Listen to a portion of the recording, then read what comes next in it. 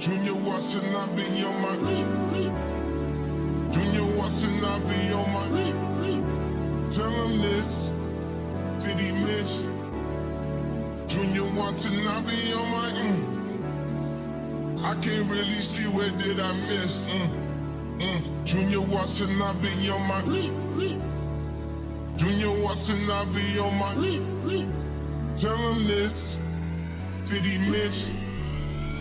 Junior watching, I be on my ex-strippers, new killers, shot, tell him, this on Donda, on my mama, made a promise, Junior watching, I be on my Junior watching, I be on my tell him this, did he miss? Junior watching, I be on my I can't really see where did I miss. Junior watching, I be on my Junior watching, I be on my all summer, all summer, $4-5 in pajamas, they piranhas, buy out the stolen hours, like we planned it. Junior watching, I be on my Junior watching, I be on my tell him this, did he miss? Junior watching, I be on my I can't really see where did I miss. Junior watching, I be on my 4-5 sums, 4-5 sums, 4-5 sums, 4-5 sums. We took both, we took both, we took both, we took both. One in Atlanta, now Montana, excuse my manners, I got standards, excuse my manners, I got standards, I got status, you want steady, see more comments, and I see commas, they going down me, we going down to, let me be honest, I'm one with the bucks, boy, let me be honest, I'm one with the bucks, boy, spirit is on us, spirit is Donda, God's time, keep it on the wrist, Junior wanna have me on my move out of the way of my release, trying to get me off my cues and peace, why can't losers never lose in peace, ain't nobody around me losing sleep, better find God before he find me, tell the devil good night, go to sleep.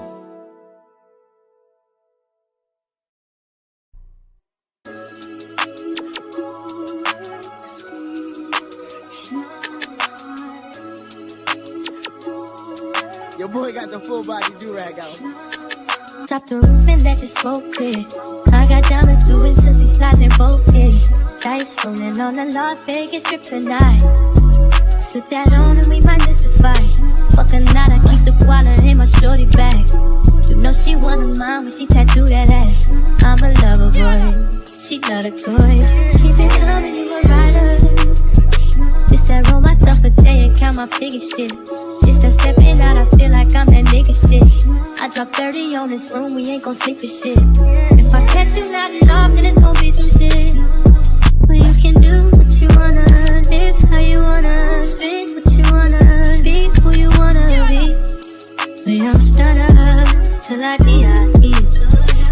You can do what you wanna, live how you wanna, spit what you wanna, be who you wanna be. We don't stutter till I D.I.E. Fuck it, I just run it up before I go. Would you tell the world my secrets if I let you close? Feel my face, sending action.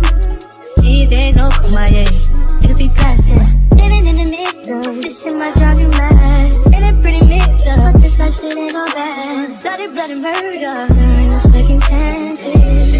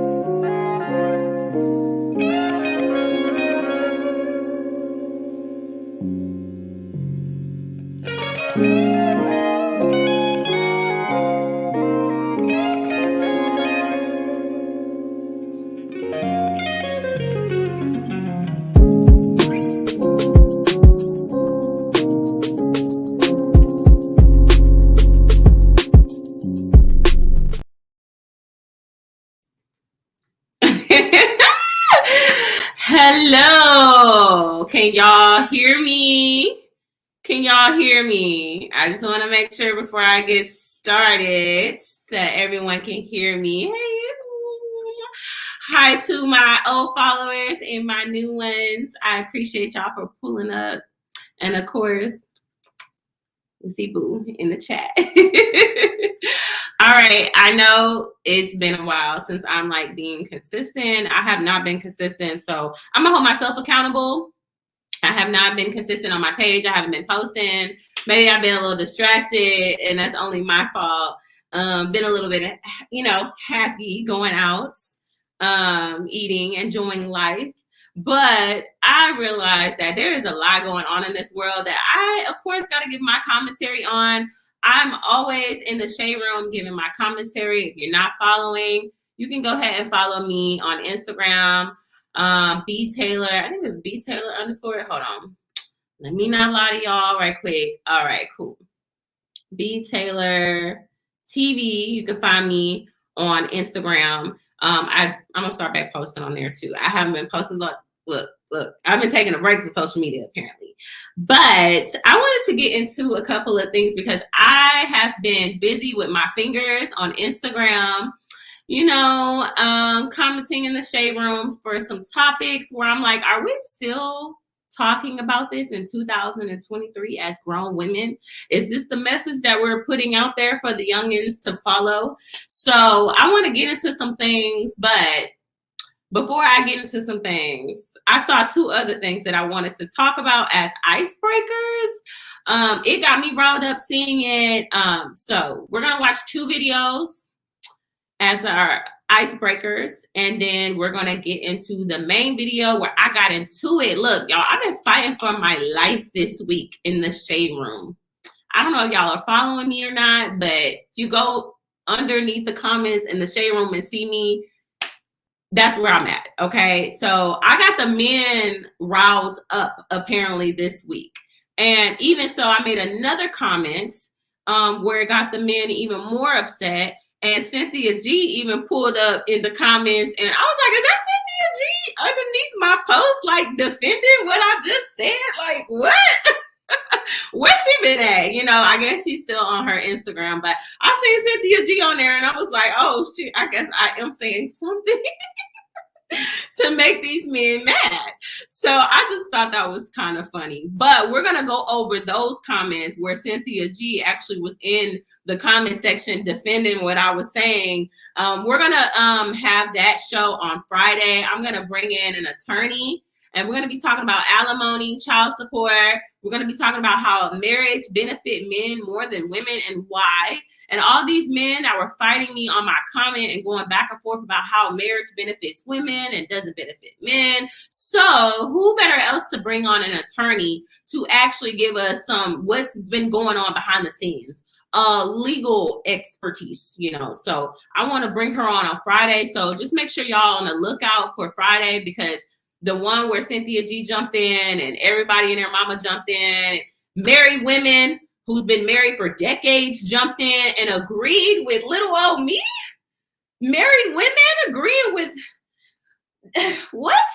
Not married women. Okay, I thought that, they're not supposed to agree with the single women, but apparently married women were agreeing to what I was saying. So like I said, I think Friday is going to be a good show. We're going to have it early in the day, probably the afternoon time. So I got the incels real mad this week. So we're going to be going over the comment section on that part. But I want to deal with these icebreakers. So let me go ahead and get started with sharing my screen. Let's see. Is it this one? Oh, we'll start with him last. I want to start with this one. So I ran across this. Let me see how it looks on here. Okay. I ran across this on the spiritual world. And baby, when I tell you the bandits, the incels, like, let me tell you something. As a mother with sons, okay, this is very disappointing. This is where a lot of boy moms make a lot of mistakes, because you're seeing him as a boy when really he's doing man things. So you need to treat him as such. Obviously, clearly, I'm going to just let y'all watch this, and then we're going to get into commentary after. So let's go ahead and watch. Well, you're not. Because when I say something, the answer's not what. The answer's not what. Okay. You didn't teach him. Oh, You didn't teach him correctly. But I am going to today, because what he's not going to do is stand in this courtroom and potentially have 2 children at 18 years of age. Well, maybe if he would. No. Maybe if he was required to get a job, he would have one.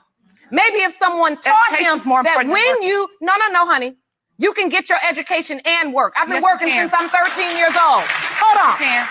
No. Now we gonna go to school on both levels, because I let you do the talking. Okay. It is important for him to get his education. Right. But if he is going to continually sleep with women unprotected and make children in the world, he's got to have a job. Oh, hold on.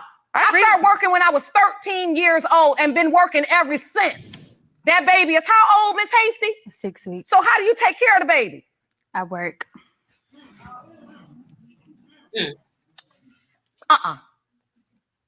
How is it you think you can't have a job?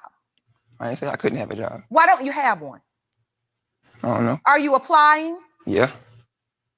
Yes, ma'am. Thank you. And I'm going to show you in just 1 second. Children need guidance. Sometimes they need tough love.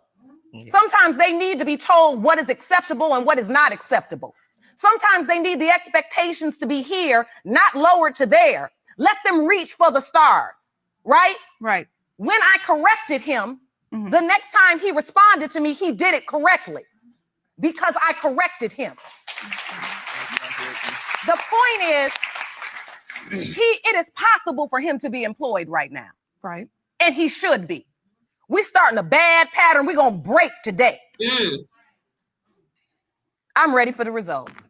Me too. These results were prepared by DNA Diagnostics, and they read as follows.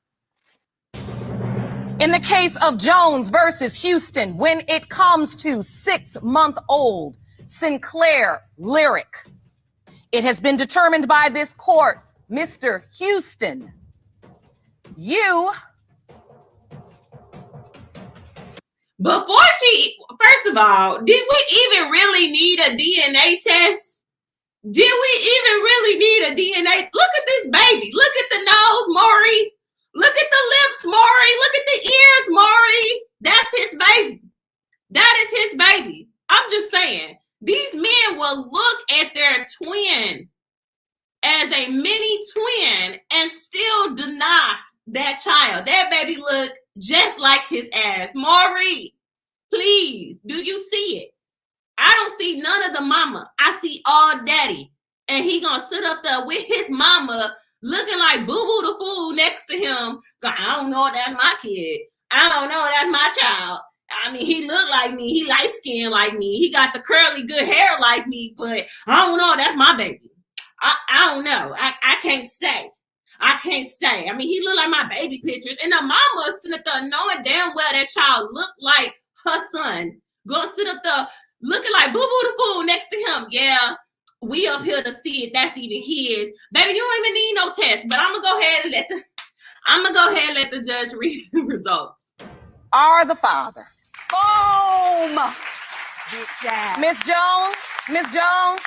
And then hold on, Miss Jones, shut the hell up, because you sitting up there. Oh, you got a baby by an 18-year-old. That's nothing to be cheering about. I mean, I know you probably wanted to make your point, and it feels good because this man probably denied your child. But this is obviously a man-child. He's still a little kid in his mind, and he under his mama's titty. Apparently, he's still under his mama's titty. And you sit up there like, yeah, that's your baby. Yeah, we know. But that's nothing for you to be like, yeah. No, you shouldn't be smiling, baby. You should not be smiling because you got a baby by a man that's 18 that got another kid on top of that. And no job. I would be like, this man, the baby, daddy. Oh, okay. All right. Don't act silly. Don't act silly in here. Don't do it. I know you feel somewhat vindicated. I realize that. But this is not a time to perform because this is not a joke. You 20 years old. Mr. Houston is 18 years old. You at 18 years old, you have a 6-month-old and a 6-week-old and no job. We must change this. Your son, what is your baby, Miss Hasty, a boy or a girl? A girl. So they brother and sister. They deserve an opportunity to know one another, to be able to play together. I saw that look. That's his sister. That's okay. And he deserves an opportunity to know his sister. He do. So don't do that look when I'm talking. Ooh. Ms. Jones, you presented receipts totaling $2,819 for child rearing expenses for baby Lyric. Mr. Houston, you have agreed that you have not paid anything to this point because it has been determined that you are his biological father. You do owe Ms. Jones $1,409.50, which is half of that amount. Judgment for the plaintiff. Court is adjourned. Baby, hold on. So you 20 and got knocked up by a broke ass 18-year-old and talk about boom, told your bitch ass. Baby, you should be sitting up quiet as a mouse that your ass got knocked up by this 18-year-old who can't do shit. I don't even think his mama, while she's sitting up there, she the one who gonna be paying that child support. Because she said he gotta go to school. My baby gotta go to school. He can't work. So we're gonna break this down because we missed a little bit of where the judge checked him, and he needs a black mama in his life. I'm sorry, some kids need a black mama in their life to set them straight. She was showing him exactly what his mama should have been showing his ass, was that tough love. His mama is coddling him. This man is 18 with 2 kids, with 2 different women. He ain't even fucking got out of the bassinet yet. He ain't even got out the crib yet. And he don't got no job. She's about, well, he need to finish his education. Baby, he wasn't thinking about his education when he was sticking his eggplant and a whole bunch of different women unprotected. Okay? He's not your baby boy anymore. He needs to grow up. Okay, so let's see her check him one last time. Judge Lauren. Hey, ma'am. Excuse me, ma'am. See, we're gonna get it right in here today. I don't know who's teaching you, but I'm gonna give you a lesson. I'm teaching them. Well, you're not. Because when I am. She already got an attitude. She defensive. She mad. She like, you don't know. I tried with him, and I am teaching him, baby. What do you teach? You cannot teach a man how to be a man. That's why you sitting up in court right now, trying to defend your son on some boo boo the fool shit. You look stupid. Something. The answer's not what. The answer's not what. Okay. You didn't teach him. You didn't teach him correctly.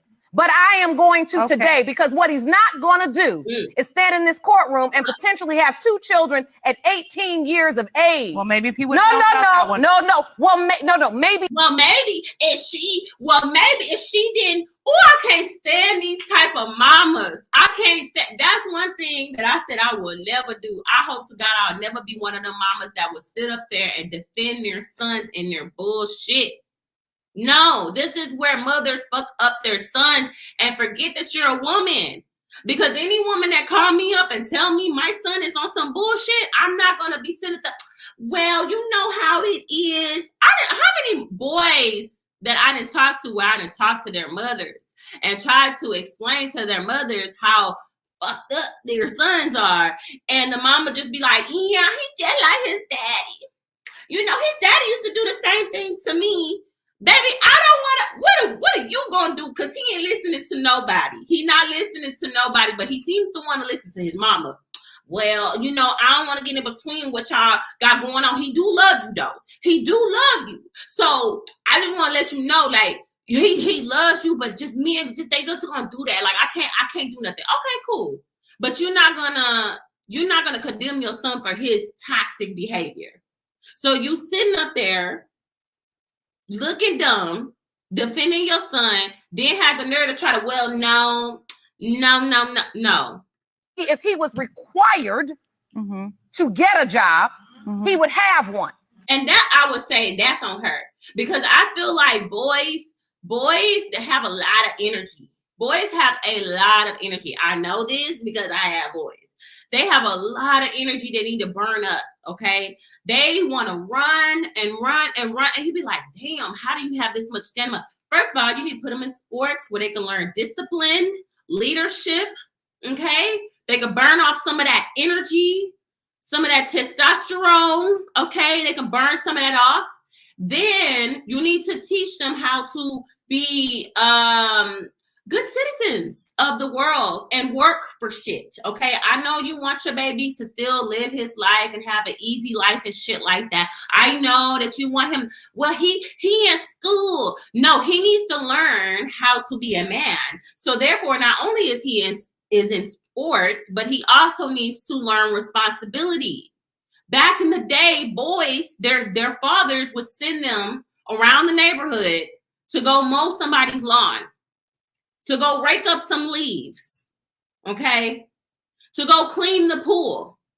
You had boys out in the hot sun doing shit. Nowadays, you don't see that. They in here doing TikTok dances. That's what they're doing. And then you get them fucking, okay, let me, they're having sex. You know, I got to kind of clean it up. I got to clean it up right now. But they in here having sex. They doing TikTok dances. They don't have no form of discipline. So get these boys around some male leadership, something. Because you as his mama sitting up there, well, he kind of get his education. So I know he got a baby and everything, and I'm taking care of the baby. And he don't need to work because he just need to concentrate on school. Baby, he wasn't concentrating on school when he was digging in them woman's guts. Okay.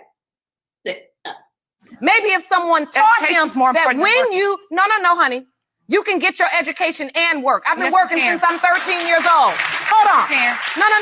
Now we gonna go. You say you can't. No, you can't. You can't do that.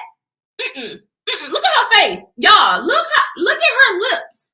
Look at her lips. Look, baby. I wish I could zoom in on them lips. She, no. He needs, and then, baby, I don't know what's going on with his teeth, his mouth, and how he was able to get the ribs like that at 18, but he got 2 women to let him come inside of them. I just, with them teeth, baby, that was a risk, okay? That was a risk, okay? Because them teeth are teething. Okay.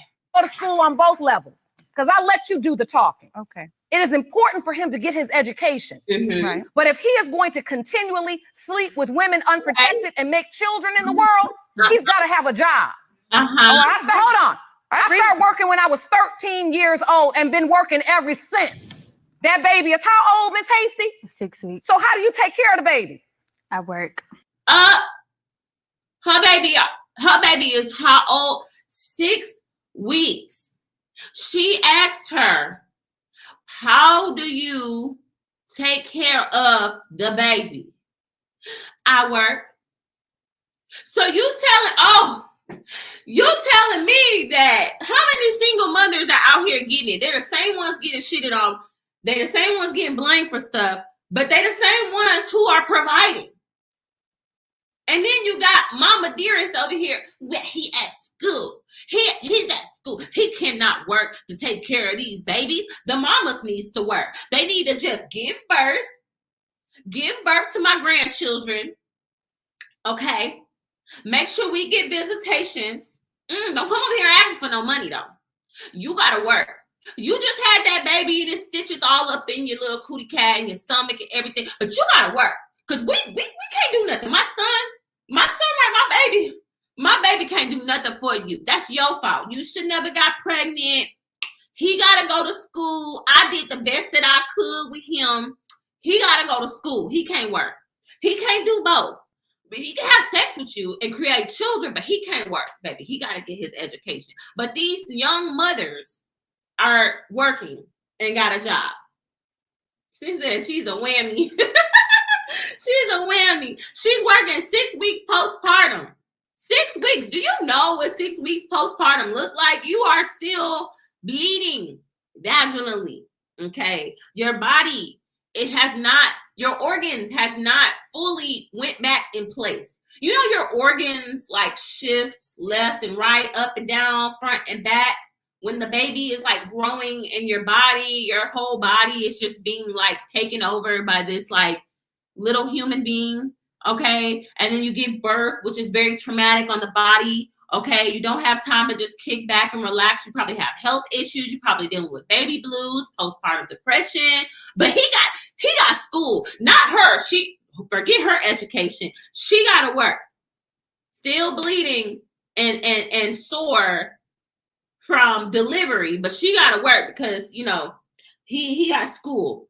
Even though he the man, he's the provider. He got school. He can't be worried about it. His mama said he can't come outside to take care of the kids today. He got school. He got homework.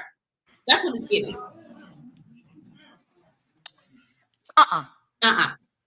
How is it you think you can't have a job? I didn't say I couldn't have a job. Why don't you have one? He's lazy. He's lazy. He is lazy. Oh, wait, hold on. No, not a moderator. Okay. I didn't even know my baby was not a moderator. Let me fix that. Okay. Yes, please give the show a likes up because YouTube is playing with me right now. They not, I don't know if I'm shadow banned or not. So giving my video a thumbs up will help let YouTube know. Okay. Yes, thank you, Jules. Thank you all to my moderators. Jamie Perry, that mofo can do independent study for school to free up his time and take his ass to work. No excuses. It's so crazy how men have all these excuses of why they can't work. But women are going to nursing school with multiple kids or pregnant. Let me tell you something about myself. Okay, let me put myself on a big screen. When I got pregnant, thank you, Raw. Did I make Raw? Okay, yeah, she's a moderator. When I got pregnant, let me tell you something a little personal. Okay, I got pregnant at the highlights of my college year, where a lot of people were like, "Why the fuck would you get pregnant around this time?" Thank you for the super chat, Raw. Thank you. I appreciate it. Please hit the like button and support the show. Thank you. Let me tell you something that I find as a testimony, because I could have dropped out of school. I could have gave up. But one thing I am going to give credit to is my support system. I lived at home. My first 2 years, I was on campus, and then I went back home. I was able to go back home and have a roof over my head and not have to worry about paying bills. So thank you to my grandparents for doing that for me. Everything else I had to pay for. My books, my gas, my car, all of that stuff I had to pay for. They just gave me a roof and a bed and a comfortable place to lay my head at and eat at sometime, you know? But I waited tables throughout college. I was interning at ESPN. I was the lead of my organization of broadcast journalism. I was leading other journalism schools. I was winning awards as a college student. I was traveling. Like, I was doing a lot of things. But I was too distracted with my ex. Like, I was all in love. Like, you know, I had a chance to, you know, do a lot of things at that time and talk to multitudes of different men. But I was stuck on stupid for love. And I got pregnant during my senior year. I got pregnant, like, so I graduated in December. So I got pregnant around like February or so. I think, like, was it February? Maybe it was after Valentine's Day for sure. Or was it Valentine's Day? I don't know. It was around that time, guys. So I got pregnant. And I was like, oh my God, why? And everybody was looking at me like, girl, like, why would you get pregnant around this time? Like, you got a lot of things going on. And I was like, no, because this is gonna be my husband. We're gonna get married. You know, we're gonna get married. We talked about this. His mama know, my mama know, everybody know we're gonna get married. So I was so convinced that, you know, because words mean so much, you know. And I did not allow myself to give up on myself. A lot of people probably turned their backs on me, looked at me probably as a disappointment. What are you going to do? You might as well, are you going to drop out of school? You're going to continue school? Me not continuing school was not an option, okay? In my head, I was going to make it happen. I was like, okay, this baby is due in November. So that's during final week. And I graduate in December. Okay, so you got all this time to get your schedules together. You got this to do, you got that to do. So what did I do? I still worked. Okay. I went to school 5 days out of the week, full time. I think I took about 12 to 13 hours. I think it was 15, to be honest. I took about 15 hours. My last semester, I took 15 hours, pregnant as fuck.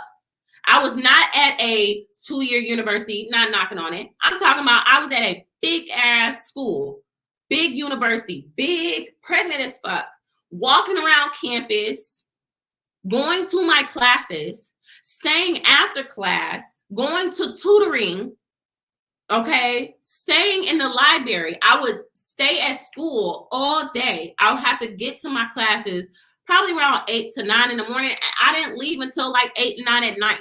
I was on a hustle, baby. You can't out hustle me. There is no excuses. There is no excuses. So ain't nobody gonna tell me. I remember Anton told me Pearl is further than you because she can out hustle you. Baby, Pearl can't out hustle me. In real life, she can't out hustle me, baby, because I was pregnant. Okay, I was pregnant and I was working and I was going to school doing 15 hours and still making my doctor's appointments, going to parenting classes. Okay, I took my car seat safety classes. I was moving my schedule around to prepare for motherhood. Okay, no excuses. Was it easy? No. And I was going through a breakup. So just think about my mentality. I was going through a breakup, depression, preparing for a child, going to school, going to work, and then on top of that, having to deal with doubts of myself. Okay. I was like, I just was on go mode. I was on go mode. I thank my family and my village because, like I say, single mothers cannot do it without a village. Like I said, I had a place to live. I had a place to prepare my nursery. I had my sister plan my baby shower, which was so beautiful. And I thank her for that. I thank you for my family that came through, to support me. It was the women in my family that came through to support me. Of course, my dad came through and bought me my little stroller and my car seat and stuff like that. But I was going through so much at that time, and I had other friends to really kind of hold me up. But the moments that I thought I was going to have a mental breakdown, I had a friend to call. I had a girlfriend to call. I had a girlfriend to call to be like, hey, girl, like my mind is not right. I need to just vent. And she would sit there and let me vent. She would sit there and let me cry. I would call, my cousin, my aunts in the family. I would just vent. I just needed to vent. I needed to let that out. So yes, women having a community of women is very, very important. And having a village is important through pregnancy, because I couldn't have just got it through that with just having a man. Because he was concentrating on himself. He like, I got stuff to do, and I'm like, okay, what about me that's actually carrying the child, carrying the load? What about my body? Nobody cares? Oh, okay, cool. I had to feed myself.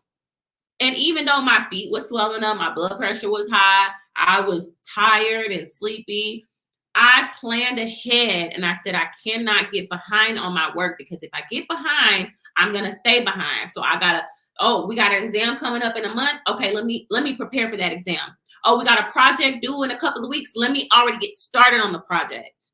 That was my mentality. Okay. And I was staying after school. If I didn't get something, I'm like, hey, I have this baby in November. I went to every one of my professors and I was vocal to every one of my professors and told them, hey, I need some help because I have this baby. And what I'm not trying to do is be here next year. Okay, I need to graduate in December because I have this baby coming. And they respected the fact that I showed up. They respected the fact that I made the effort.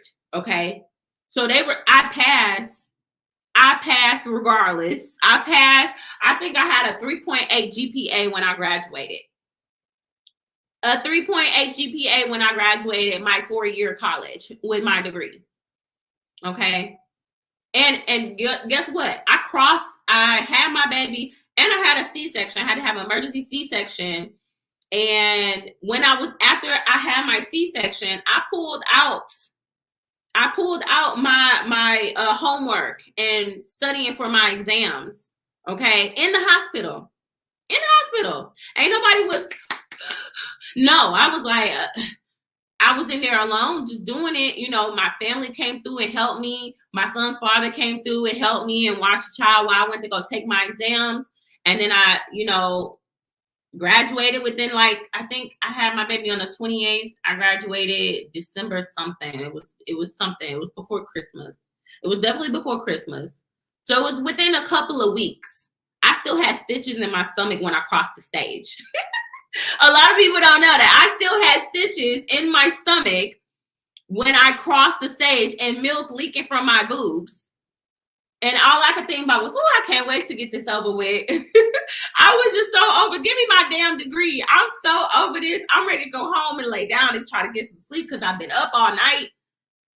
I'll never forget my last exam was, I'm really bad at math. So I think it was like algebra something. I forgot. Something that's harder than algebra. I forgot. And I remember I stayed up all night studying. And I remember I just prayed and I was like, God, just please let this child go to sleep because he is not taking his ass to sleep and he keep crying and shit. I'm seeing shit. I think somebody running upstairs and I'm hearing shit because I'm so fucking sleep deprived.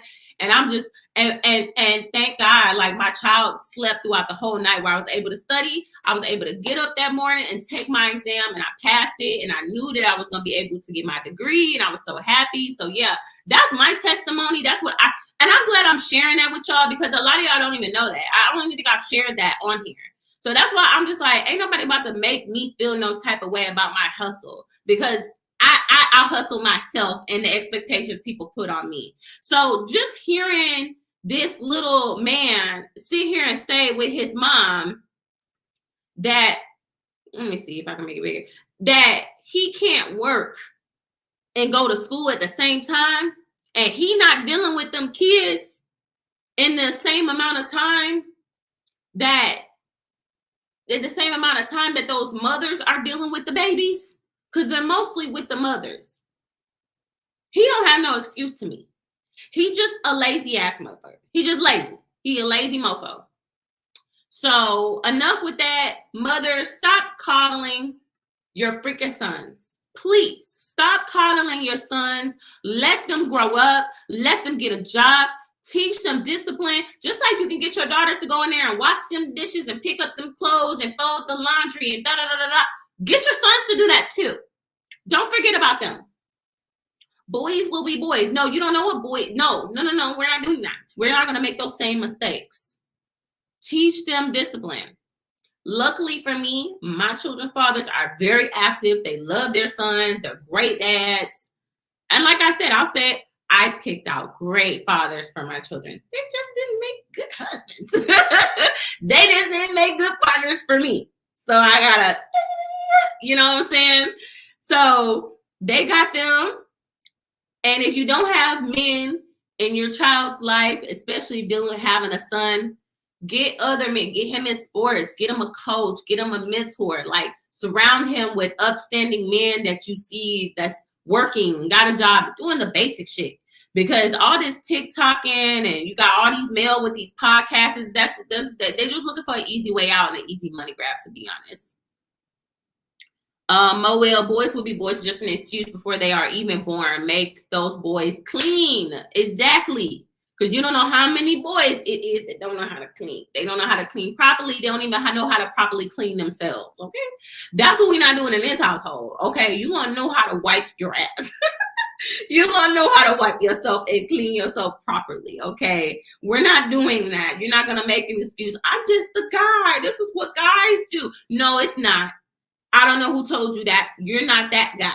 You're going to be this type of guy, okay? So that's all I could do, and I know for a fact I've been the girl on the other side, which is why I would never raise my son to be coddling him in his bullshit.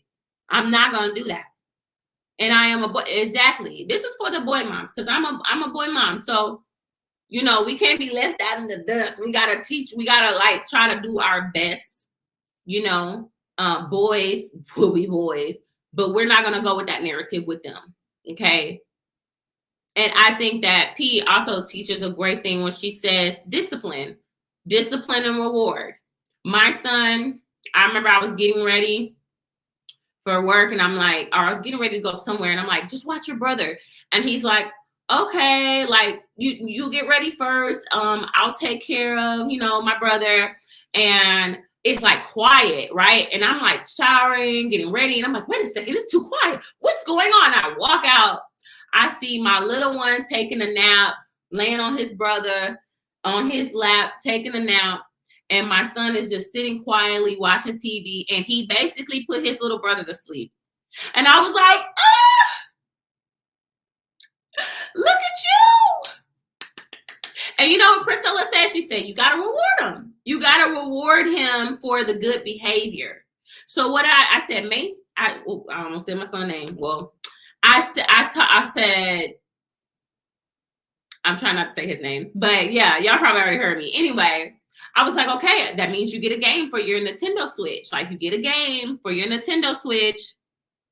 He's like, yeah. And I told him exactly why. I said, because you help mommy do this so I can get ready. And you sat here quietly and you helped me with your brother. And he was taking a nap and you played with him until he took a nap. And so therefore you get a game.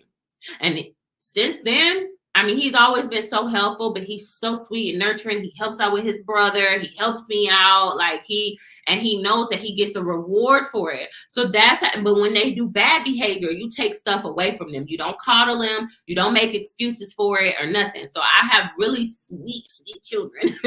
And boys, one thing about boys, they want mom's validation.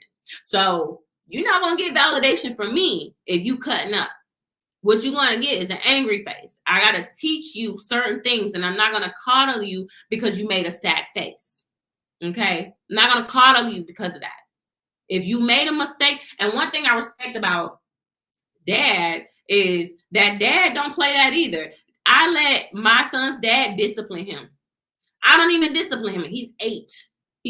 I don't even discipline him. I just got to look at him, and he'd be like, but dad don't even tell me when my son gets in trouble at school. He'd be like, yeah, I already handled it. I was like, oh, what happened? And my son is like, he's like, I made him run drills outside for an hour in the hot sun. I was like, and my son looked at me like, and I'm like, all right, go take a shower. Like, I don't got nothing to say about this. I don't have nothing to say about this. Because I don't know how to raise a man. But I'm going to let his daddy do it. I'm going to let his dad do it. Okay, but when you're hurt, I'm gonna be there as mommy, as nurturer, because you're young. But one thing I'm not gonna do is coddle bad behavior or excuse bad behavior, because then that's just gonna make a bad man. It is. It's gonna make a bad man. So, hey y'all. Okay, let's go on to the next subject. I didn't mean to go on that long, but I got a little passionate about it. Okay. Thank you, Robbie. We got 3 super chats. Robbie, please hit the like button and support the show. Austin, Ciara, protect your wombs, lady, with the $9.99. Yes, ma'am.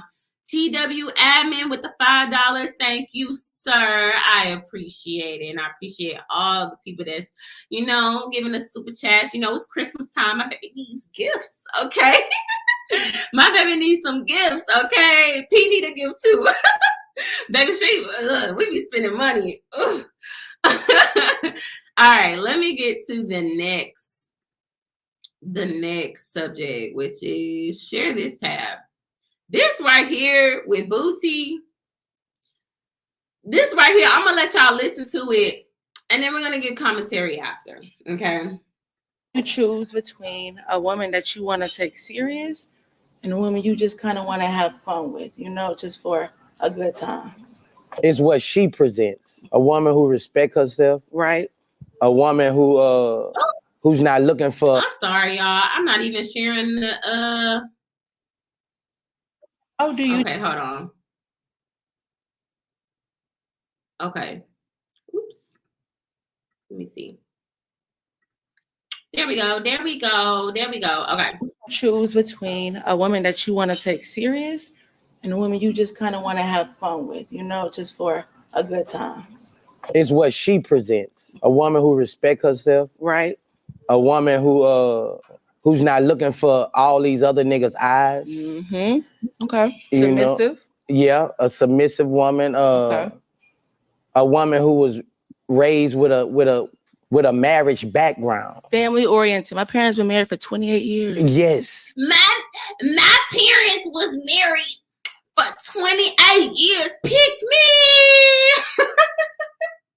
My parents, yeah, you right. Look, hold on, y'all. Y'all gotta observe this pick me, okay? Because Boosie, first of all, you want a woman that come from a marriage background. You think she gonna be attracted to you and your several baby mamas, your rapper lifestyle, the way you treat your kids that's already here? You think she's gonna want? You ain't never been married a day in your life, sir. You ain't never been married a day in your life, but you want a woman from a marriage background. Okay, explain why, Boosie. Family orientated. Yes. Family orientated. Okay. I want the same thing. You know, most women who didn't have that won't be good wives. Say it again. Say it one more time. Most women who didn't have that won't be good wives. And they won't. They won't. If they didn't have that background, they don't know nothing about it. And they won't stick around long. Those the ones who will leave you the first time you cheat. Those the first ones that will leave you the first time you cheat. Go ahead, Boosie. Keep talking. Tell the women what the men really trying to say when they say they want a woman from a married background. Because they daddy left their mama the first time she cheated. The woman who gonna stick around. I like the woman who go through one nigga for 3-4 years. That's what I like. Say it. Who go back and get a heart broke. Them the strong women. Strong. I don't like the woman who, as soon as you cheat, you on to the next. That's me. How do you? Baby, he said, I need the women who were trained to suffer. I need the woman who was trained to suffer through it all. That's what I want. I want a woman that saw her mama get drugged through the fucking mud by her daddy just to keep the family together. I want that one because she know what suffrage look like, and she gonna stick around for my bullshit. That's what I need. That's what I need. A woman who's trained to suffer through some bullshit to be married. That's what he's saying.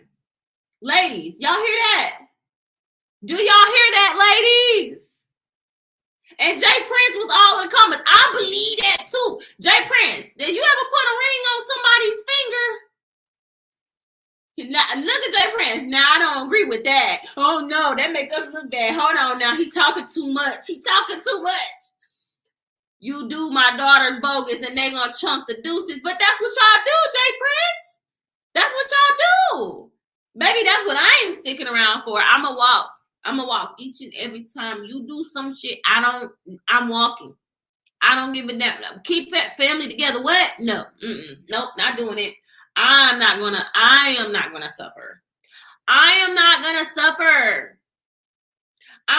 Look, this is what's crazy too. They say this as if this is gonna apply to all. I was raised in a 2-parent household.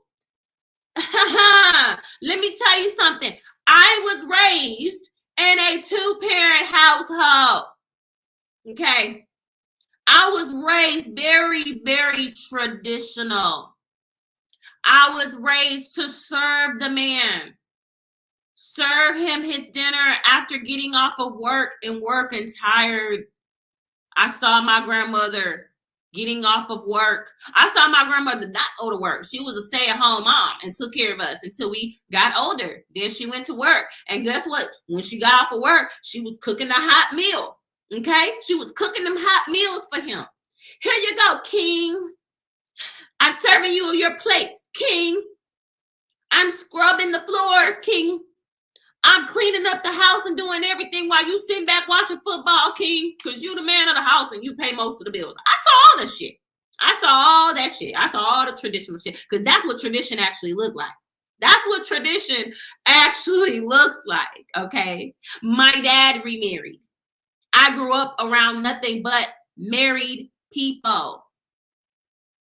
And how did I end up with 2 kids? Unmarried. We supposed to be perfect, huh? I'm sorry. First of all, I'm not doing it. I saw it firsthand, and I told myself as a fucking kid, I said, I ain't doing that shit. I ain't doing that shit. I'm not doing that bullshit. I'm not doing that shit. I said that as I was like, Mama, why I gotta scrub the tub? It is dirty with his dirt ring around the bathtub after he got off of work, and it's nasty. She said, shut up. You don't pay any bills. He pay all the bills, so we cook, clean, and we scrub, and we do everything. We do everything. You just shut up. I was like, I just gotta shut up. I just gotta shut the fuck up. I gotta shut up to keep a man. That's all I gotta do, Mama. I just gotta shut up. I said, I ain't shutting the fuck up. I ain't shutting up. I'm not shutting up. That's probably why I'm single. I mean, probably why I was always single. I ain't single now. But I'm just saying, I ain't shutting up. I am not going to suffer in silence. I'm not. Men, it's so easy to keep a man. All you gotta do is shut the fuck up and suffer. That's all you gotta do. You just gotta shut up and take whatever he gives you and keep a smile on your face and be happy that I got a man. I got a man. Yeah, I just gotta be quiet. Yeah. I just gotta be quiet and keep a man. Yeah. I got one at home. Yay! Yay! He gets to cheat on me, and I just shut the fuck up. I just shut up. That's all you gotta do. I'm gonna let Boosie talk one more time just for Jay Prince. Choose between a woman that you want to take serious and a woman you just kind of want to have fun with, just for a good time. It's what she presents. A woman who respects herself. Right. A woman who's not looking for all these other niggas' eyes. Mm-hmm. Okay. Submissive. Yeah, a submissive woman. Okay. A woman who was raised with a marriage background. Family oriented. My parents been married for 28 years. Yes, family orientated. Yes, and I want the same thing. Most women who didn't have that won't be good wives. Say it again. Say it one more time. Most women who didn't have that won't be good wives. And they won't. And they won't. Look at Pitney. She like, I ain't gonna do her too bad. She just trying to get chose, y'all. She just really want to get chose by Boosie. He the prize, baby. He the prize. He earned money. He got that big old chain on and them nice shiny shoes and that lean in the cup and his multiple kids that some of them he don't even get along with. But yeah, he the prize. They won't. If they didn't have that background, they don't know nothing about it. And they won't know nothing about the suffering. They don't know nothing about it. Because mama told me to shut the fuck up. And I shut the fuck up. That's what that is. Stick around long. Those the ones who will leave you the first time you cheat. Ooh. Watch how she slowly get quiet. Because they daddy left their mama the first time she cheated. Wait, what happened to speak? Now she what you say? I thought we was vibing. Cause I came from 2-parent household. Wait, Boosie, why wait, watch how she go from talking to she can't even get the words out. The woman who gonna stick around. I like the woman who go through one nigga for 3-4 years. She ain't even got the words no more. Wait, y'all. Wasn't it she? Yeah, they don't know nothing about that. I came from a 2-parent. Speak, Boosie. And now she, That's what I like. Say it. Who go back and get a heart broke. Them the strong women. I don't like the woman who, as soon as you cheat, you on to the next. Mm-hmm. That's me. Oh, do you? Mm-hmm. She had nothing else to say after that. He had nothing else to say. What Priscilla said. He don't like women with boundaries. He don't like women with self-worth. That's what it's giving. That's what it's giving. He don't want a woman who got self-respect for herself to not tolerate no bullshit. He don't want a woman with boundaries. She wants a woman that's going. He wants a woman that you could drag her through the mud and break her down, steal her energy, her life force, and still expect her to be the same woman that you met. That's what, you know what? Let me get on the big screen for this. Let me get on the big screen for this. Let me tell you something. And my problem is I stayed too long. You're not going to get the same woman that you first met. Any boyfriend, first of all, while people want to talk, I always get snatched up off the market. Okay? I always get snatched up. I ain't never had no problem getting snatched up off the market. It was up to me if I wanted to stay and stick around. Okay? Because I wasn't going to stick around for no bullshit. Okay? What I did do was stick around a little too long for some bullshit. Because I thought that that's what relationships are. They're growing pains. They hard, they toxic. You gotta just go through it. You know, you gotta stick through it. You gotta go through the mud a little bit. Shit ain't perfect, but you could work through it. You know, that was my mindset, okay? Because I thought, and I believed in fairy tales, right?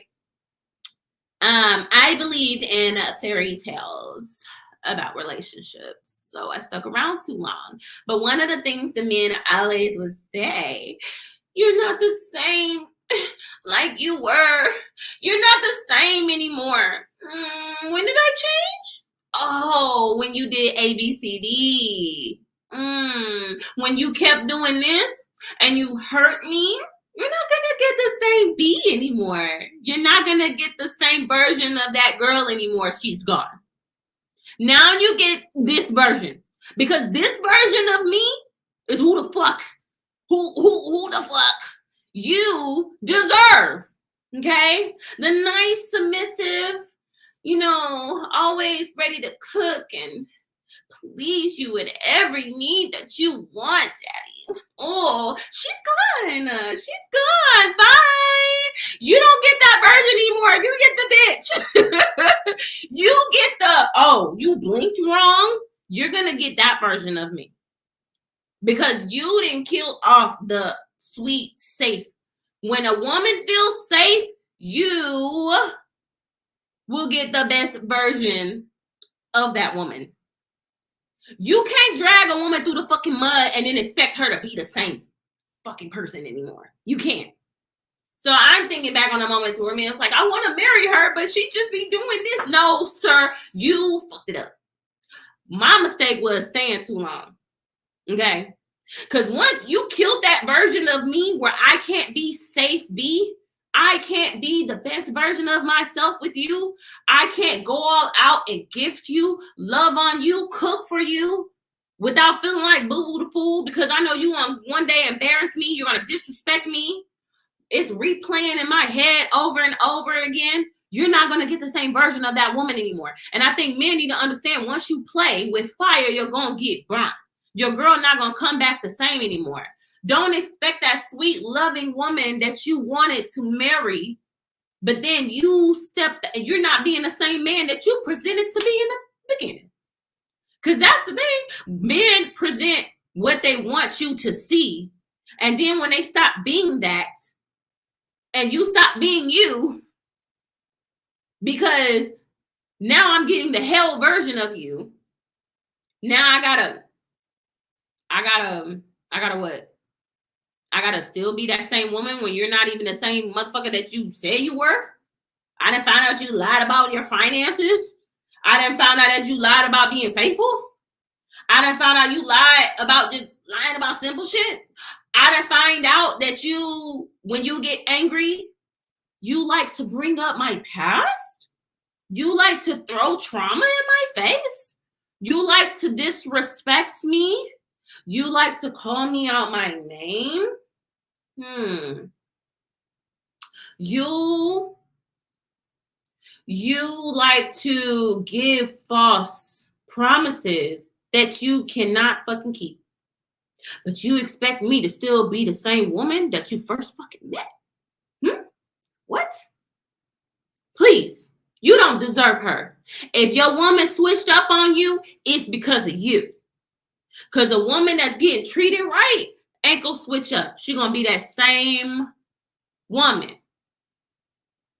She gonna be that same woman.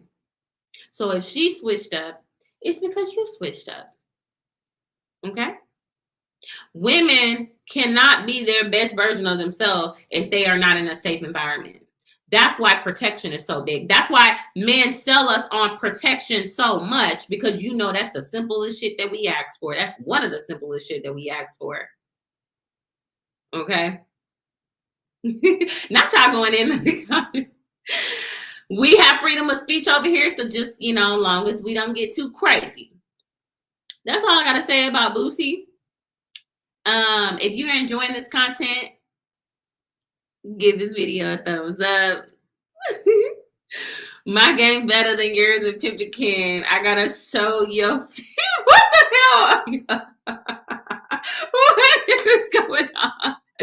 Look, once I get to my main topic, guys, I'm gonna have to drop the link in case some of y'all want to get up here and talk. Mind you, if I'm gonna go to the main topic, so if anything that I talk about that you want to come back and discuss, not y'all going in the comments, let me know. All right, now to the main topic of the show tonight.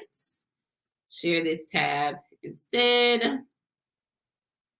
Yes, please give a thumbs up. It is Christmas time, so please feel free to drop a super chat or hit the Cash App. You know what I'm saying? Ain't nothing wrong with that either. I ain't too ashamed. I am not ashamed. Hold on. Give me a second.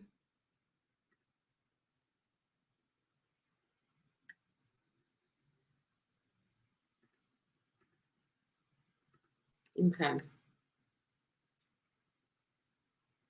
All right, y'all.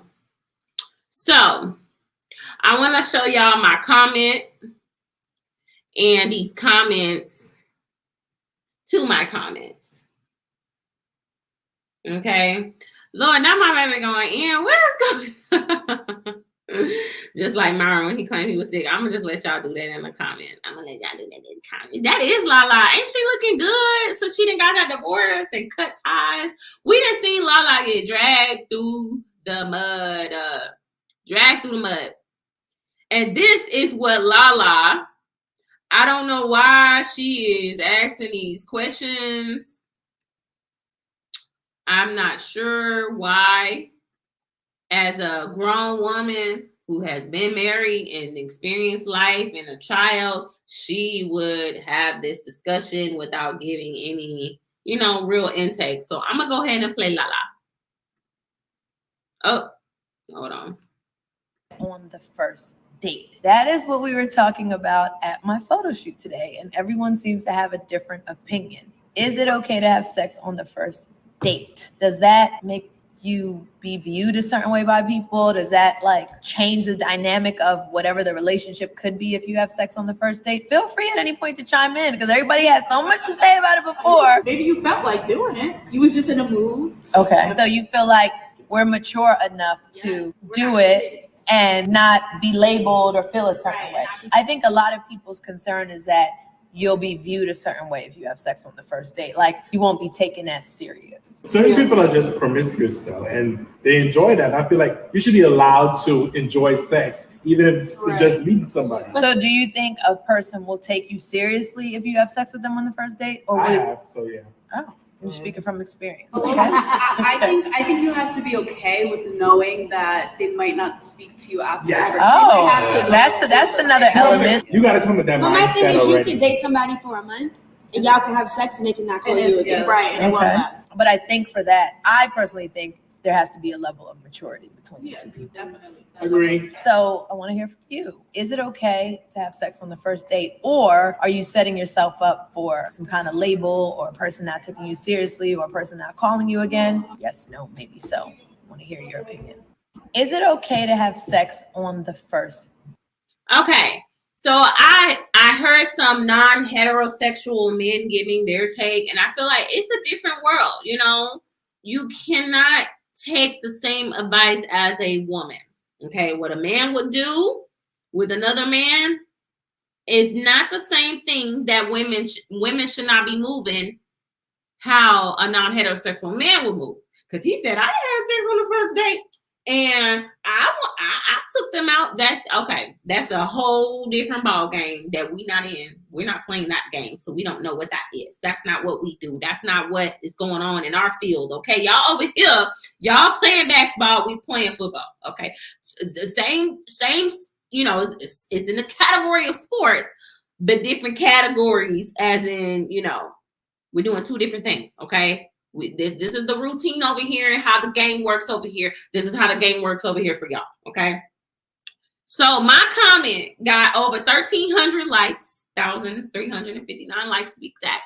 And over, well, I think exactly 100 replies.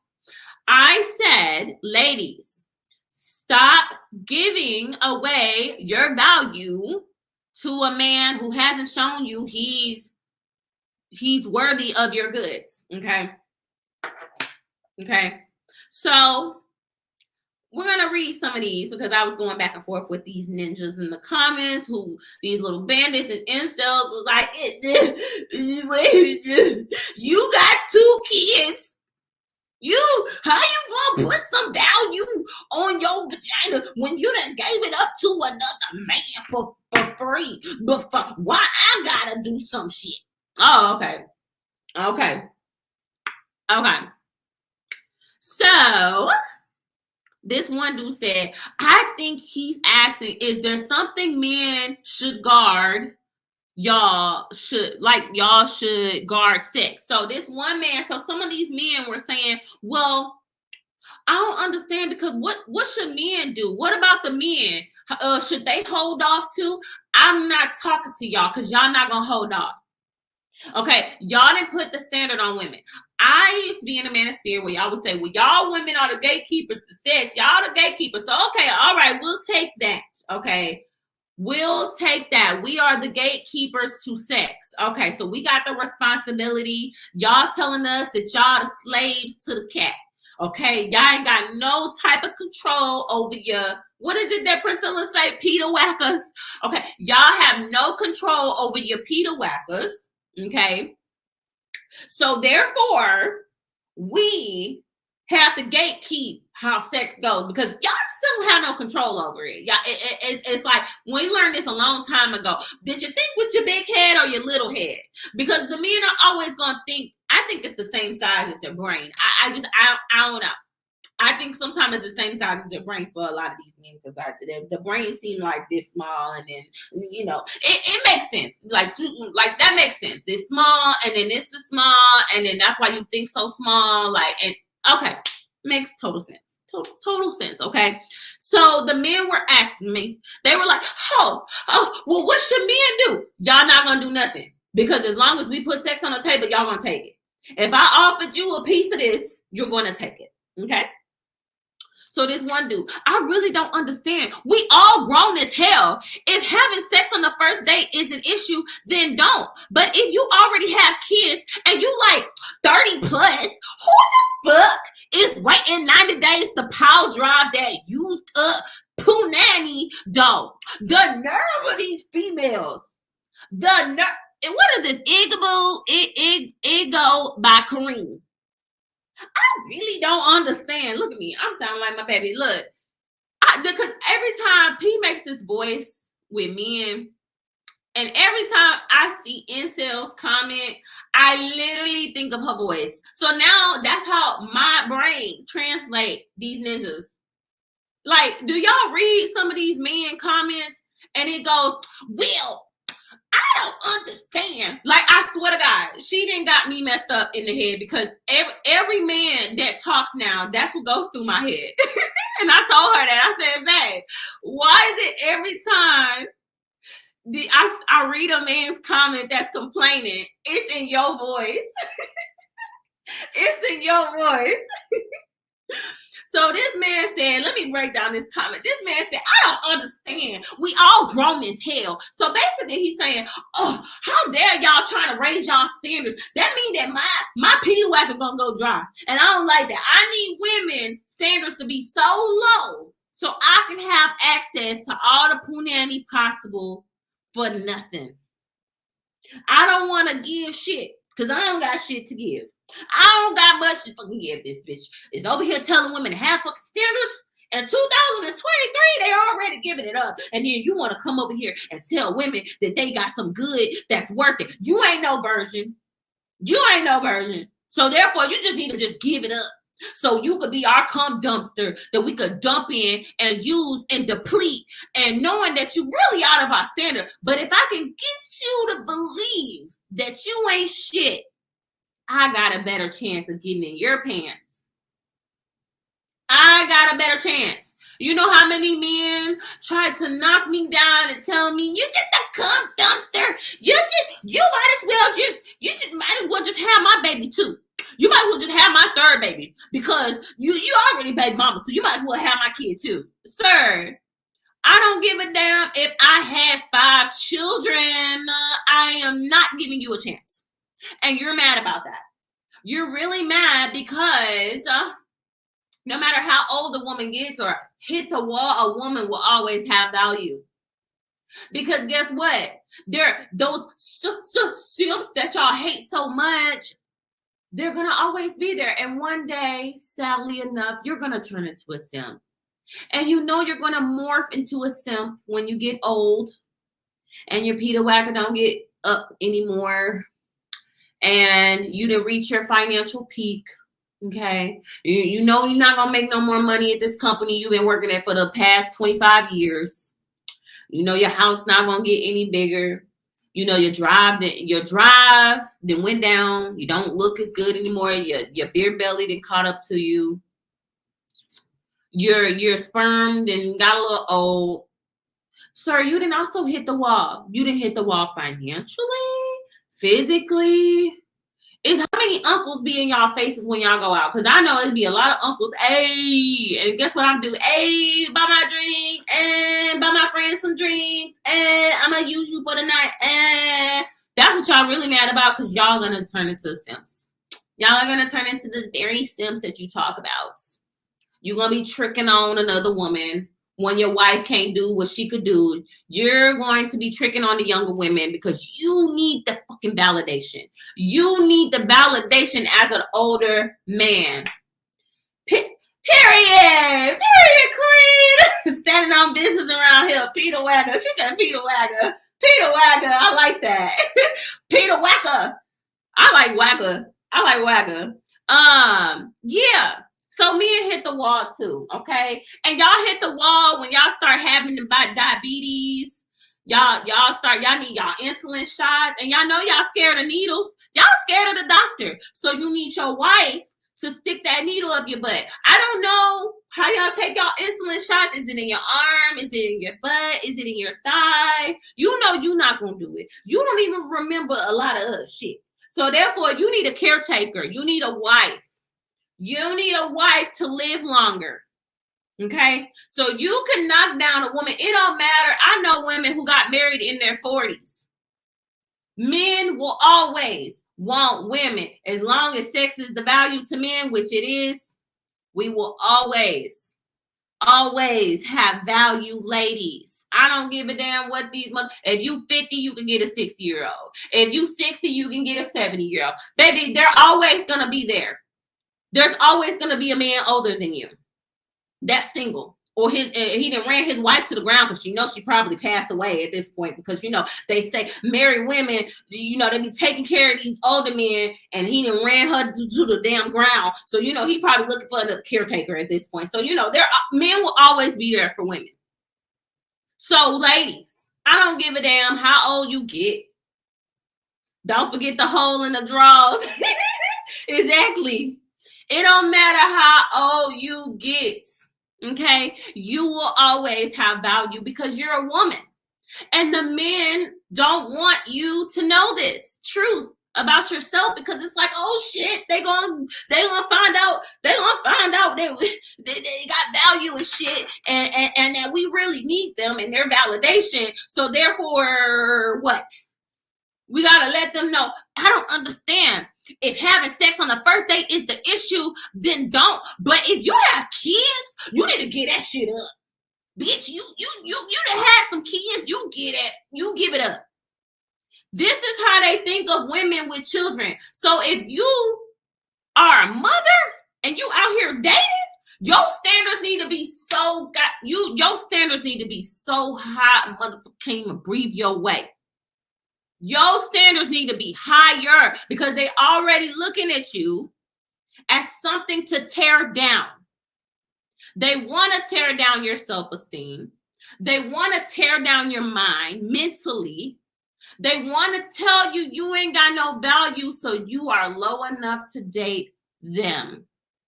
I literally had a man tell me, well, you might as well date me because ain't nobody else gonna want you. So you might as well just, because I want you, the dude that you really like and want, he not gonna want you. So you might as well date me. You might well just give it up to me and give me some more kids. Sir, no thank you. Sorry. I'd rather die alone. Even though statistically women really don't die alone. Me and Priscilla went out to eat actually over the weekend and we saw a group of elderly ladies out eating together and enjoying life. Have you ever seen a group of older elderly men come together and have dinner, brunch, lunch, brunch? Men don't understand brunch. Brunch is for us. Women, we get together. Don't matter the age. We will never be alone. Because we will always have community and we will always have other women.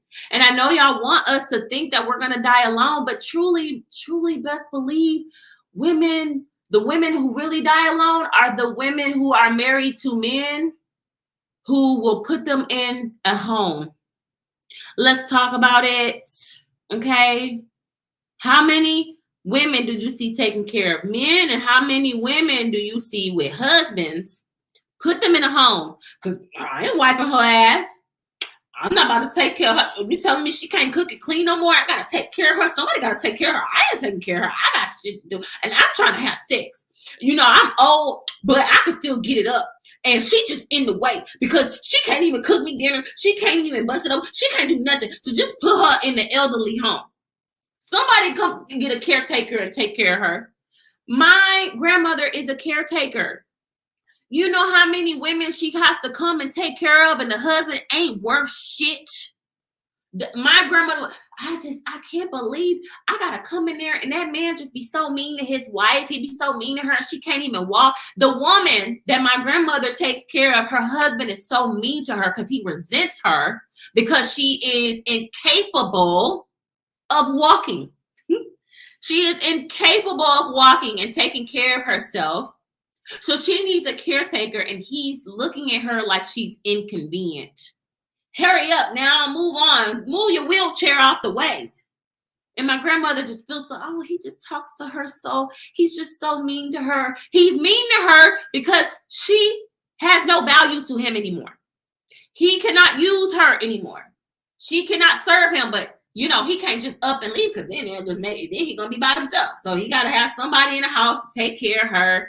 Because he's stuck with her at this point because she just old and useless to him. Okay. That's what happens to women who don't have support. Because where's her children? Where's her family and friends? Where's her sisters? Oh, that's right. She was too busy serving her husband and forgot about the outside. So therefore, now she's inside with the very same man who don't want to have nothing to do with her and resents her. So Ego by Kareem, you telling women that they got kids, you ain't waiting 90 days. Okay, let it dry up then. Because the women that are listening to strong women like Priscilla, like Queen Sheba, and the others, we're telling them to raise their standards. So, Igor, I know you scared because the baby mamas are not going to lower their standards no more to sleep with you. I will go to his page to embarrass him, but we're not going to do that. So, I responded to this man, y'all don't have no option. Y'all don't have an option. Y'all nature is to want sex for nothing.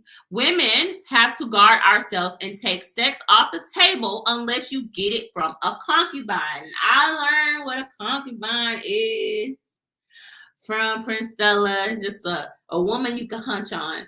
Now, there are women that's going to just do that because that's what they just want to be, and they're going to let life teach them the hard way. Okay? This one guy said, I wish this was the standard. It would hold both parties accountable for how they really feel about each other. And we'll get into that. So this one guy says, we do have an option though. Love, not every man just want to, I guess I'm love. Love. Not every man just want to F, especially if you've been around the table in some cat isn't a challenge to get. So men do want common intellectual relationships with a woman, a partner who be their puzzle piece and not just a piece of meat. I'm pretty sure this is somewhere in the 41 Shades of Men. So basically this man said, I am not complete. I need a woman to complete me because I'm an incomplete puzzle. But what he not saying is he got a couple of puzzles missing, so he need a whole bunch of women to fill in that gap. He needs a whole bunch of women to fill in that gap, okay? So you telling me that you're not even coming complete. You need me to be the puzzle to your piece.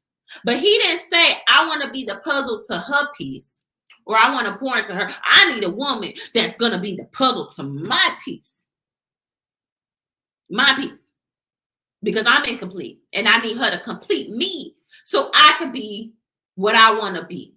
I need to take her and use her.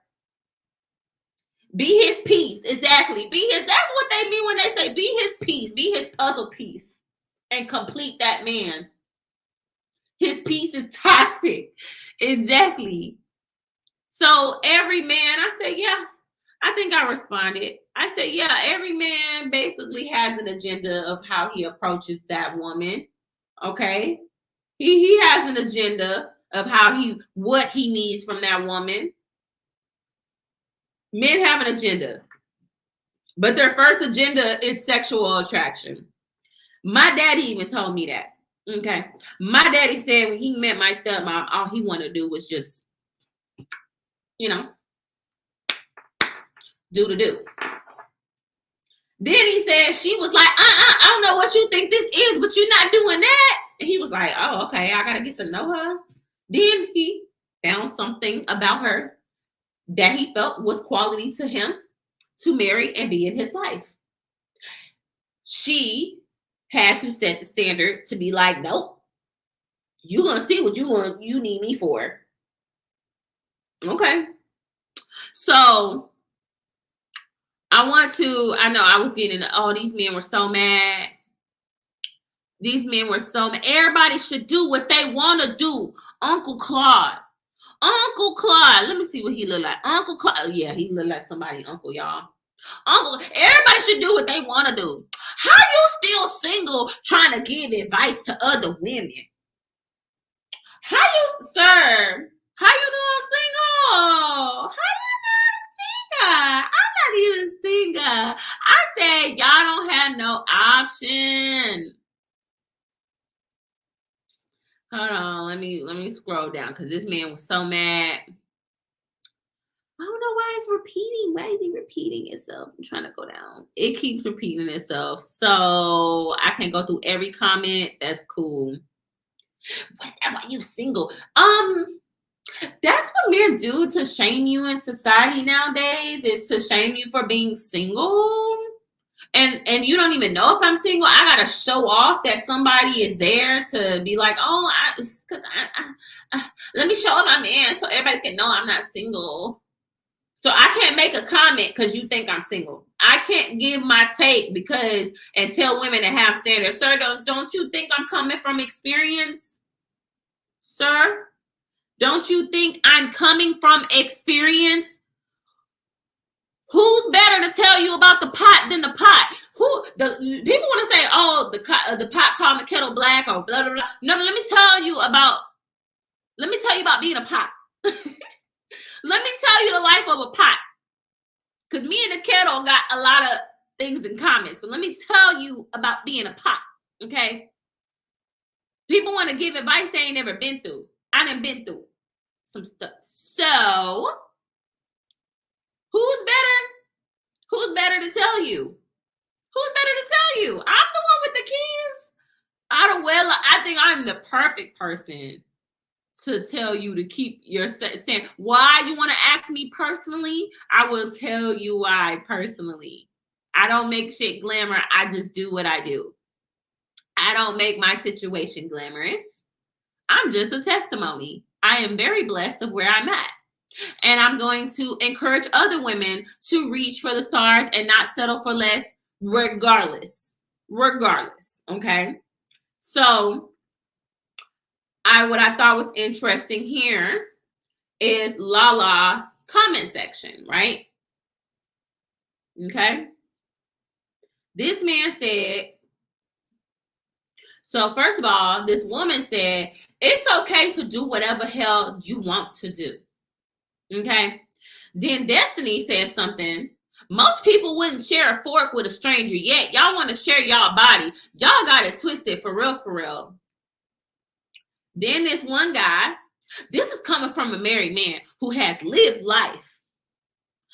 Men are the gatekeepers to relationships and marriage. Women are the gatekeepers to sex. Average man is going to say it's okay to have sex on the first night because if a woman is willing to give it up, we are going to take it. Oh, y'all prove Priscilla point again. Y'all prove her point again. We are going to take it. If you offer it, we going to take it. Okay. Okay. Then he said, we're not going to mess that up. Old trick is to tell a woman she isn't a hoe. Okay. All the men that's, it don't matter what you should do. Ain't nobody going to judge you. You ain't going to judge her for that night. You going to judge her after you get that post-nut clarity. He's giving the game. How men think. Old trick is to tell a woman she isn't a hoe while she's doing something that could be considered hoish. If he got it on the first date, he's going to assume others did as well. Okay? Because men treat you based on how other men treat you. That's why I've said this before. Don't ever tell a man what you done been through. Because all you're doing is giving him a resume of what the hell he gonna do to you, if not worse. That's why women, how can he do that to me? I told him what I've been through, and he put me through work. That's what hurt me most. Is that I told that man what I've been through, only for him to backdoor and do it to me. Baby, you gave him the playbook. He then saw that you let a man play you like a fiddle. So he's going to play you like a violin. Okay? You are telling these men too much of what you've been through. Only for them to use it as I see her tolerance is real high. If she let that other dude do that, I'm going to do it too. Because I'm better than that other dude she was messing with. So if she let that dude do all of that to her for nothing, then I damn sure gonna do it. Okay, I'm for sure gonna do it. Because I know I'm better than the dude that she was dating a dude that was not like, you ain't gonna never find nobody like me. How many women have heard that from a man? You ain't gonna never find nothing like, you ain't gonna never find another man like me. You ain't gonna find it. Yeah, I hope not. Oh, buddy. I hope not. I hope not. Okay, you're not doing nothing with saying you ain't gonna never. You ain't scaring a woman with that no more. Yeah, so he's gonna assume that others did as well. If you are just effing, just the F sake, that's perfectly fine. But you're gonna be viewed as a jump off. And if you really want a future and had a great time at the end of the first date, even if you want to take it further, close your legs, kiss him, make it good, quote unquote, and tell him good night. Send him home with an erection and something to think about. More important, something to look forward to. So you're giving this man motivation that he is eventually looking forward to having what? Sex with you. Okay? So that means you're going to get the best version of this man because he wants something in return. He's going to go all out. He's going to be sending them flowers to your job. He's going to be paying attention. Oh, that motherfucker going to be listening. A man listening. What? He's listening? Yeah, he's listening. Ears wide open because he wants something that you have and you didn't make it accessible to him. Thank you. Thank you. He said send him home with an erection. Because if it's really worth it, why give it up so easy? Okay? Why give it up so easy? So, a lot of people want to say, let me make myself bigger, want to say, well, I'm grown. I could do whatever I want to do. I'm grown. I could do whatever I want to do with my body. If I want to have sex, I want to have sex. Okay, so I'm going to speak to these women right here. So what is grown? What is the definition of being grown? Okay. Actually, I think I have it. Okay. All right. What does it mean to become an adult? Becoming an adult means you are now responsible for your actions and how they affect the world around you. And in turn, how your surrounding affects you. You are now your own self-advocate. And if you make choices based on your preferences, beliefs, and abilities, choices that will allow you to succeed in the world. So I'm grown. I'm grown. That means you're an adult. That means that you are responsible for your actions. Many women have told you, sleeping with a man on the first date, you are not only giving up your value as a woman because you don't even know that man. I actually had a woman say, well, what if he show you everything that night? Baby, girl, you sound a little like me back in like 2013, 2000 shit. Well, it was a long decade, okay? It was a long decade. You sound like me for a decade, okay? He showed me everything that he wanted. He showed me everything in one night, in a couple of hours, baby. First of all, men show you what they want to show you. This man just said it. Men will wait as long as you make them wait. And they're going to pull out the cards. They're going to pull out the cards. They're going to go hard. Let me tell you something. The longer you make a man wait, the longer you see what his intentions were for you. Because if his intentions were just sex and that's all it's going to be and nothing, he don't care how amazing you are. He don't give a fuck about your career. He don't care what kind of car you drive. He don't care about that condo you living in. He don't care about how much money you got in your bank. He don't care about your trials and tribulations. He don't care about your success story. He don't care about none of that. He just trying to have sex, girl. He's just trying to have sex with you. Okay? He don't care. Women be like, well, he ain't never met a woman like me. I got my stuff together. I don't even need him. I just want him. Girl, that it doesn't matter. He just wants to have sex. And it's sad because you think, well, he's really being consistent. Well, duh, he gotta be. He got to stand out. He know that now you didn't give it up easy. So now it's a competition. It's game time. Men love games. Men be like, I don't like games. Men love games. That's why they like to sit on a video game. They like a good challenge. They're telling you we want to be challenged. We want to be excited. We want to have that erection and go home and think about the next steps I'm going to take to get closer to the cookie. They are literally telling you the playbook. We just got to listen. And not be like me, where I was like, oh, they don't really mean that.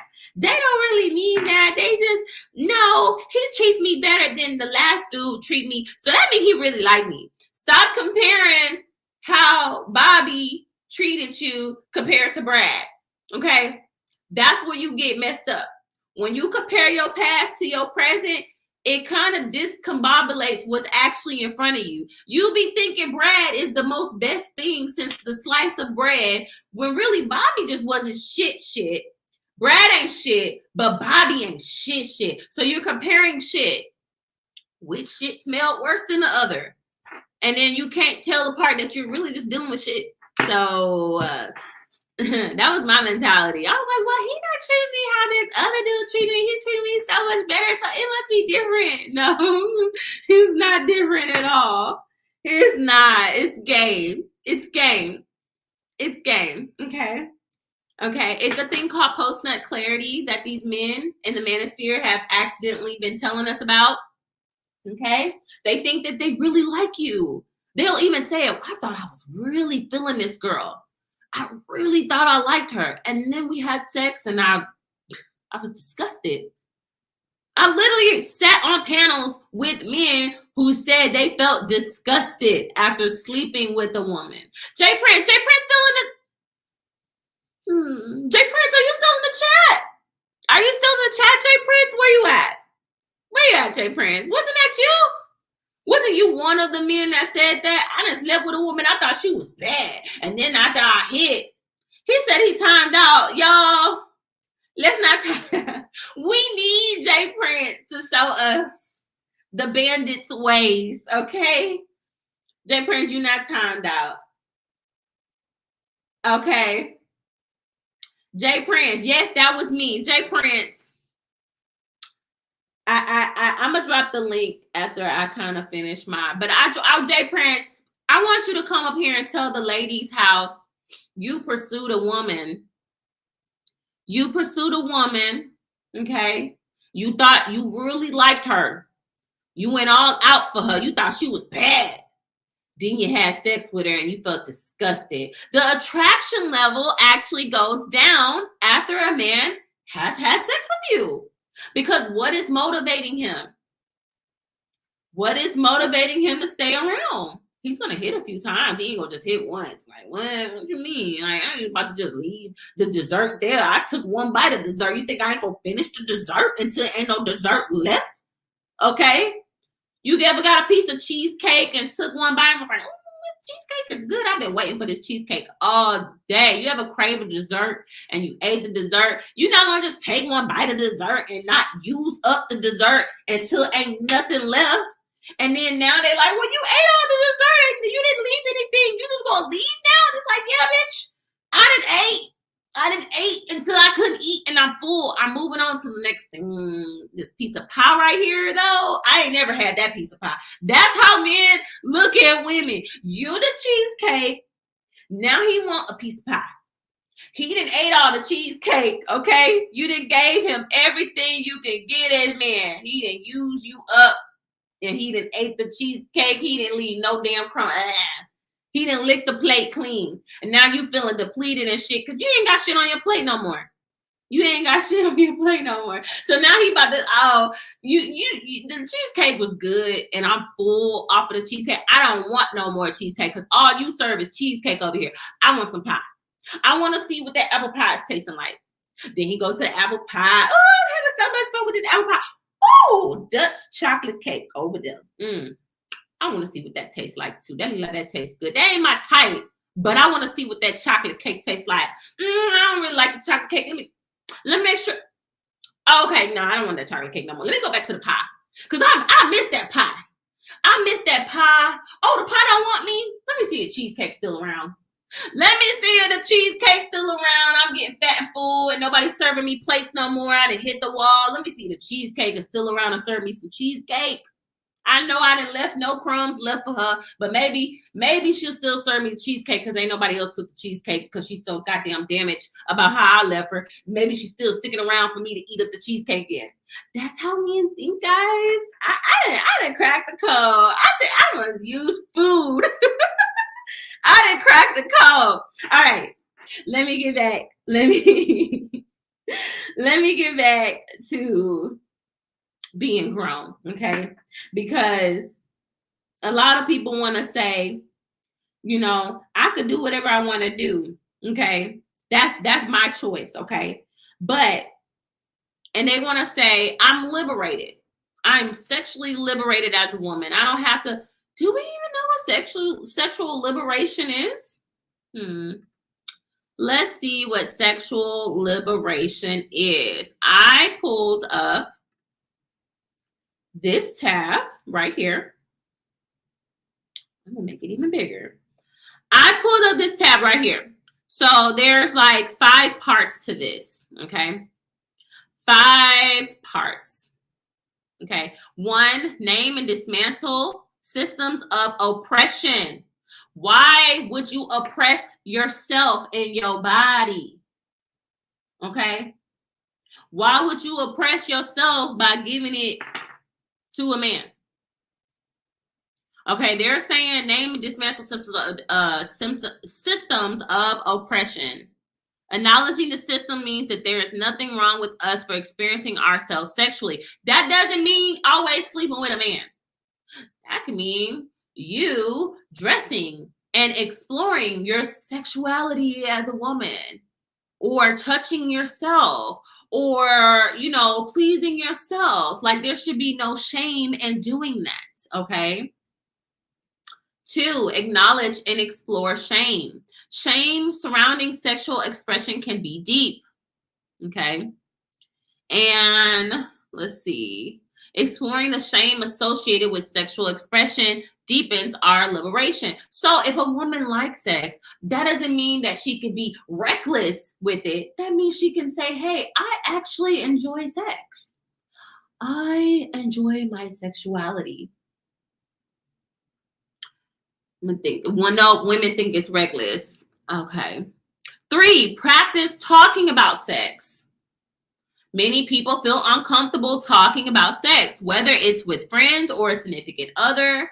You know how many virgins said that it was hard for them to have sex because they felt a sense of shame to have sex with their husbands, because they felt so shameful to be sexual for so long they couldn't even enjoy doing it with their husbands because they've been shamed for so long about sex. Okay? That it's okay to talk about sex. It's okay to talk about how you enjoy sex. That is liberating. We don't have to be ashamed to say, hey, I like having sex. I want to talk about sex. I want to learn about sex. I want to learn about the female anatomy. I want to learn about the male anatomy. I want to learn about how sex is. How does it feel? How does it go? What is an orgasm? All of that. That is liberating. 4, reflect on your sexual needs and desires. It's okay to know and explore what you like. That doesn't mean hopping on different Peter whackers. That means, oh, I like to be touched here. I like when this part of my body is rubbed. I like having orgasms. This is what makes me have an orgasm. This is liberating. Okay. I like this kind of kink. I like that kind of kink. I like to do this when I do have sex. That is liberating. 5, connect with and honor your body. Okay. Sexual liberation also means connecting with our bodies to get to know what it likes and what makes it feel comfortable. We connect to our bodies. We may learn more about what it needs and desires sexually. You know how many women are not getting orgasms? How many women are not being sexually pleased? They get off being pleased by pleasing the man. Oh, he came, so that means I feel good about myself because I made him come. Baby, a sock can make a man come. His hand can make him. A lot of things can make a man. It is not that hard. It's really not that. It's not that hard. Men will tell you it's not that hard. They came up with the word quickie because a lot of women ain't getting nothing from quickies. So you need to know what you like. He was gonna come in. Yeah, exactly. Quitter. He was gonna come anyway. Do I feel liberated? Yes, I do. I do. I feel very liberated. Very, very liberated. Very free and knowing me. Okay. Very liberated. Most importantly, when we are in touch with our bodies, we know what feels good and what doesn't. And by practicing talking about sex, we can tell our partner what is working for us and what isn't. We can advocate and honor our bodies. This did not say anything about going out and freaking on the first date. That is not what sexual liberation is. But let me share this one.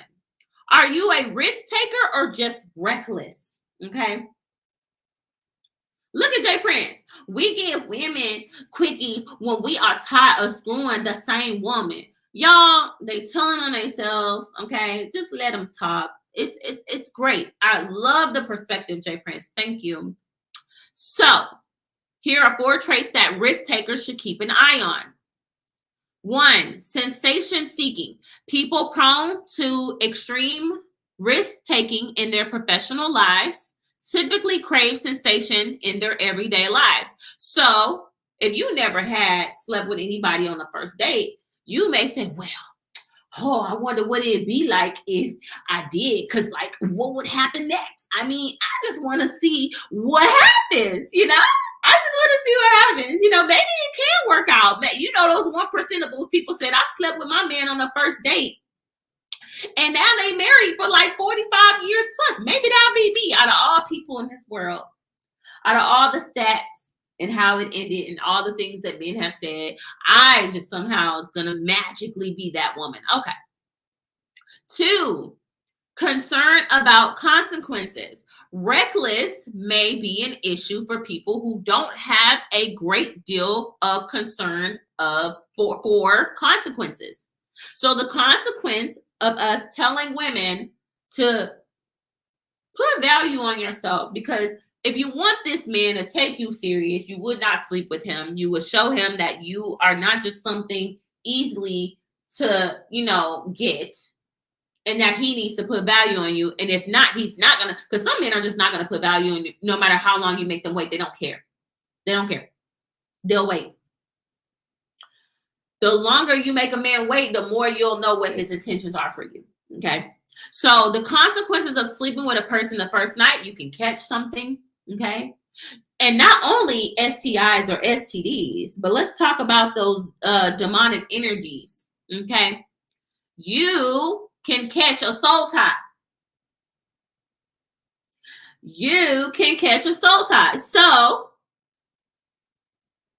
okay, you can catch a soul tie. A lot of y'all be like, you know what? I type in on YouTube is how to break a soul tie. There's a whole bunch of women in there. How do you break a soul tie? Because you didn't got your soul tied up with another soul that got some demons. Some demons. You didn't let a couple of demons inside of you and ain't got no damn peace. You ain't got no damn peace. Okay. So, concern about consequences. Impulsiveness. It can be impulsive. That man could be turning you on that night. You'd be like, oh my God, he's so fine. I had a couple of drinks. First of all, if you go on a date with a man, you go on a date in general, 2 drink max, know your limit. If you know you're a lightweight and 1 drink is your limit, 1 drink should be your limit. Because when alcohol is involved, you can become impulsive.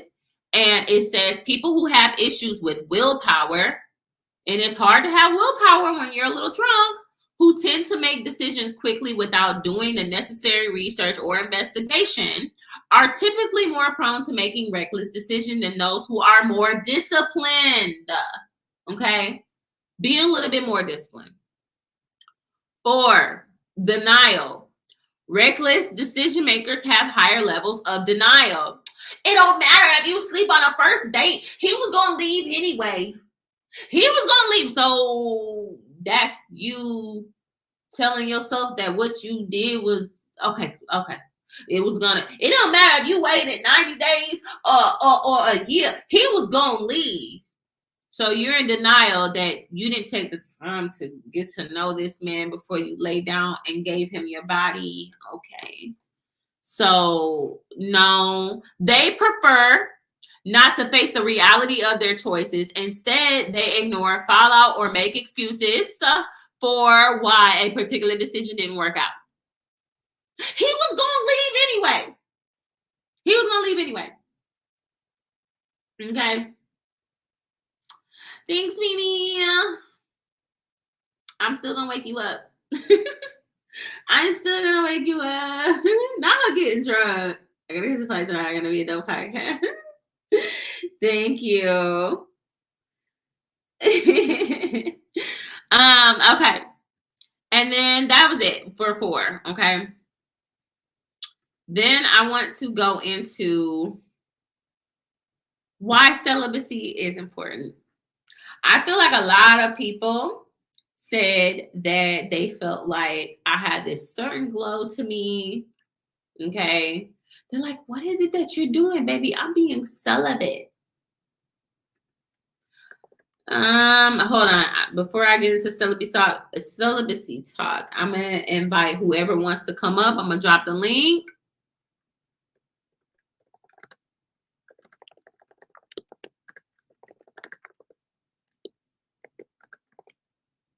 Let's see.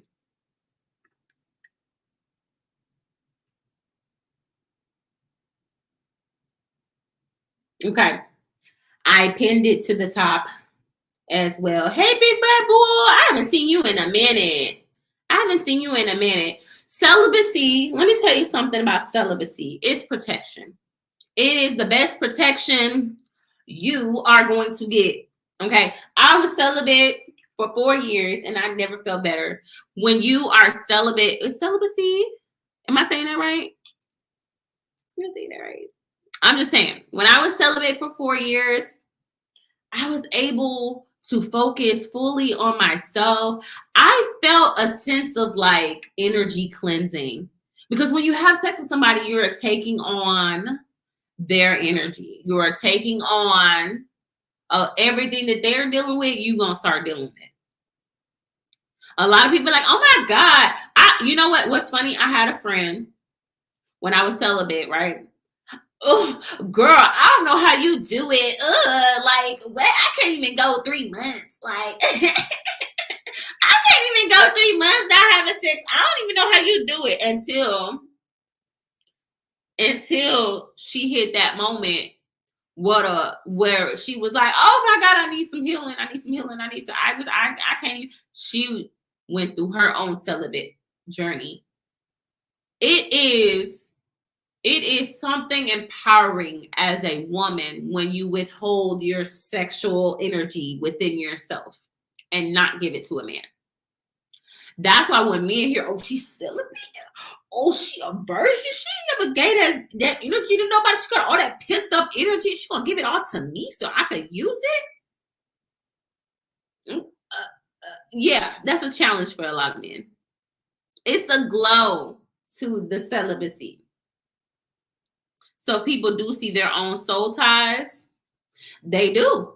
You ever be driving and you just think of somebody and it just start weighing on your heart and your heart start racing and beating and you're just like, oh my God, like, why is my heart racing? Why do I not feel good? Why am I depressed all suddenly? Why am I sad? Why am I thinking about this man so much? I haven't thought about this man in weeks and all suddenly I'm thinking about him and my heart hurts and I just feel like I got broken up with all over again. Or I felt like when that man cheated on me, I don't know why I'm so sad, because you are soul tied to that person.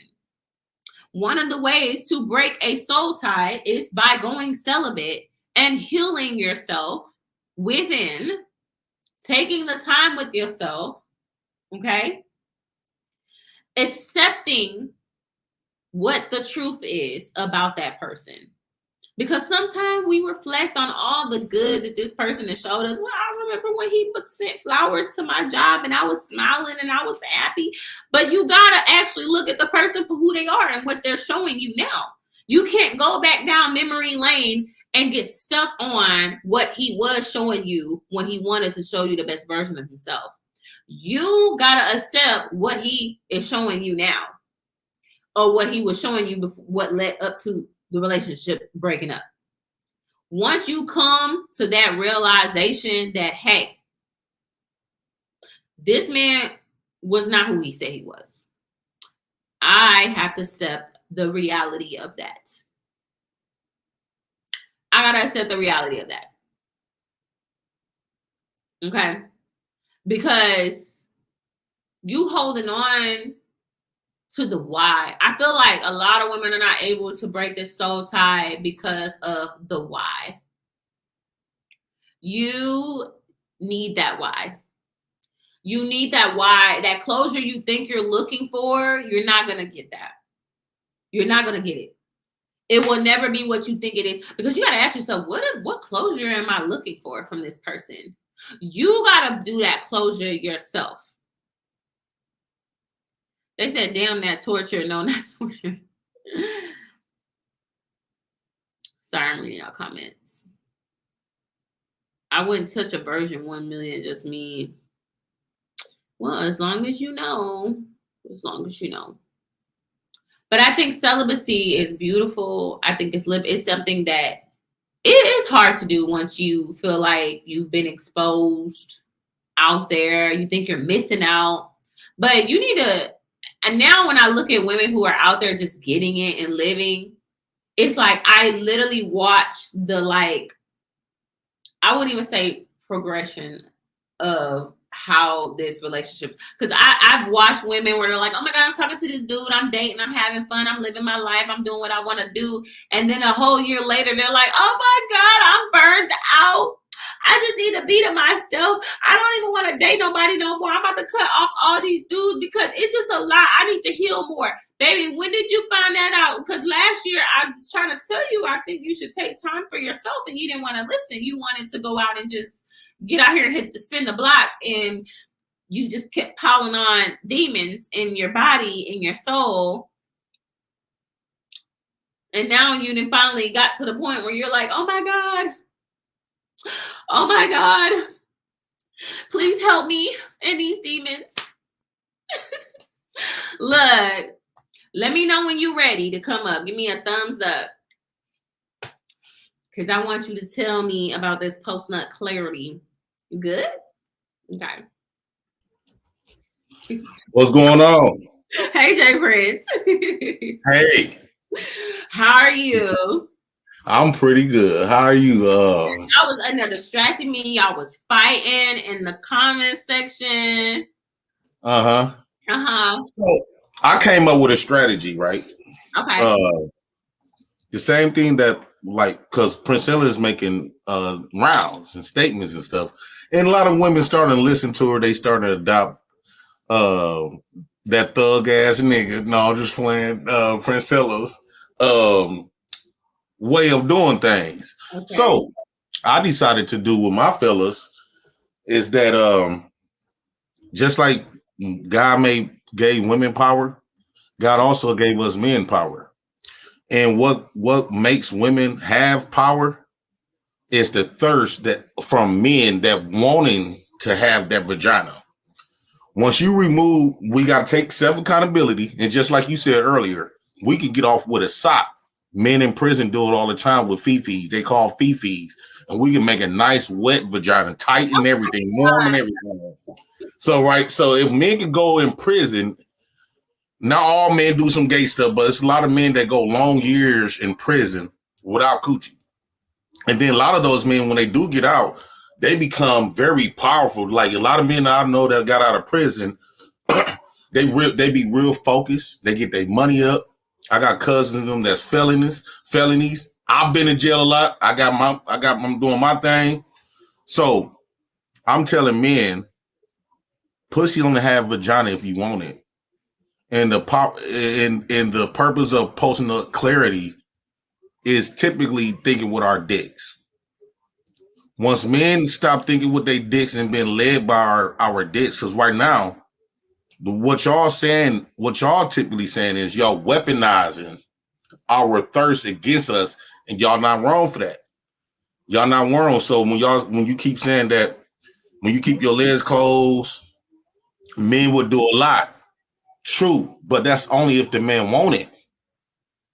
Once a man stop wanting it, and once men stop craving after it, all of this stuff that y'all got going on, they're gonna fly right out the window when a man's found other options like a fee, all this other type of stuff. I personally don't think if men and women do this like back and forth thing, it won't probably last that long. I don't know how long would it last, but us men should be able to just like y'all trying to empower women and make women see their value, and they ain't nothing wrong with that. But I believe that men should also see their value, to see the power that God created them, instead of giving away our power by thirsting and wanting to have sex with women all the time. Actually, I think that's how men should operate, even when women not even trying to. Men should stop being thirsty. Men should stop letting pussy guide us, because men did a lot to get pussy. Like I've been saying in your chat, women saying that men gonna always be easy for women. See, we have spoiled y'all, right? Because not all race of men is like this. Particularly black men, we have spoiled y'all, making y'all have this easy access to dick, to giving y'all our seeds to be a mother. Because 9 times out of 10, women be so willingly to be a mother more than a father would. Fathers usually, they want to be a father, but they want to do it the right way. Whereas mothers, they get to the point where if you actually didn't get them pregnant, knowing damn well they're in a messed up position, they still will have that baby because they want to be a mother so bad. So that's what I'm trying to educate men. We're going to take accountability. We're going to stop being thirsty. We're going to stop trying to crave at y'all vaginas and stuff like that, and stop allowing vagina to have that much power over us. And we're going to stop just throwing away our seeds, right? We're going to stop be so willing, because the reason why y'all talk this way, because we have made it easy for y'all. We have made it easy to get our seed, to get our sperm, to get our attention to want to fuck you. We all know, yes, pussy has a lot of power, but that power can be easily stripped, just simple, by a man say, no, I don't want it. I don't want nothing about your body. I do not want it.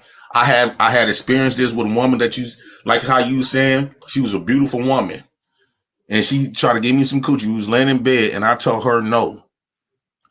After she called me gay and all this other type of stuff, because men never did that to her. So it was shocking.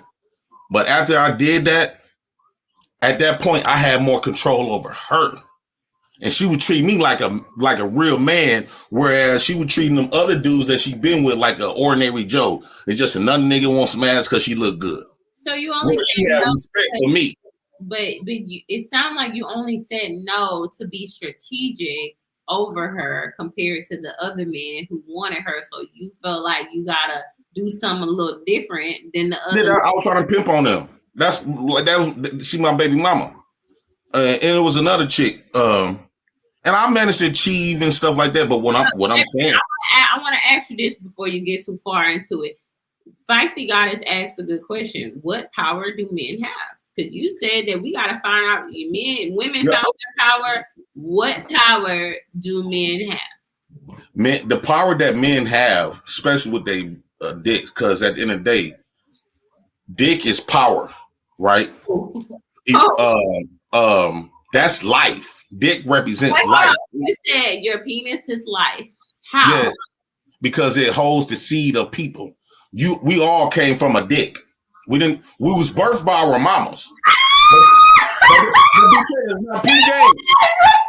You came from a dick. I didn't come from a dick. I came from a woman. Okay. So you don't have a dad?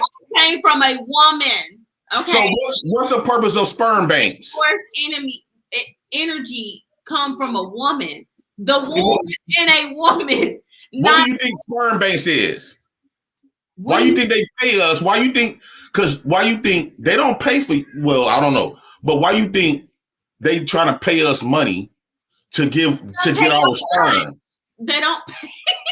Because the reason why they don't pay much because we be so willing to just give up. If men, not just black men, men in general, if we start going on strike and just stop be so willingly to give up our sperm, it will be a drop for a lot of y'all women. Eggs are more valuable than sperm. That's why y'all produce so much of it, because so much of it can die and not make a difference. Eggs is empty. The sperm is the people. You only need one sperm to create. Y'all produce a lot of. If there's no sperm there, eggs are with us since birth. Okay, y'all just keep producing sperm because it doesn't have any value. But we hold on to those same eggs. Sperm is people. Why? Okay, BT, why you think?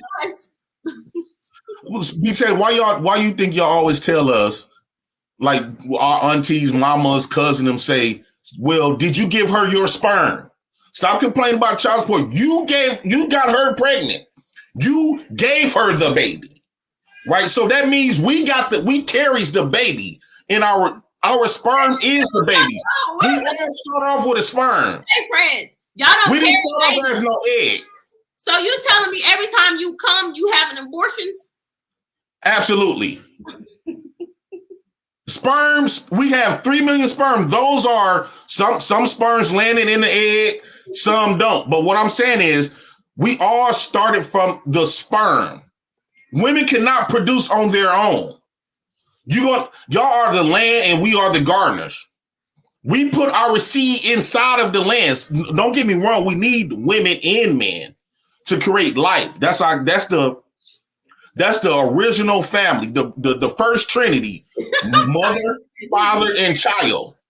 The first Trinity is mother, father, and child, not mother, father, Holy Ghost. No, it's mother, father, and child. That was the first Trinity of a family. You can't get around that. So men carries the sperm. So what I'm saying is, men. Y'all just the fertilizer. Exactly.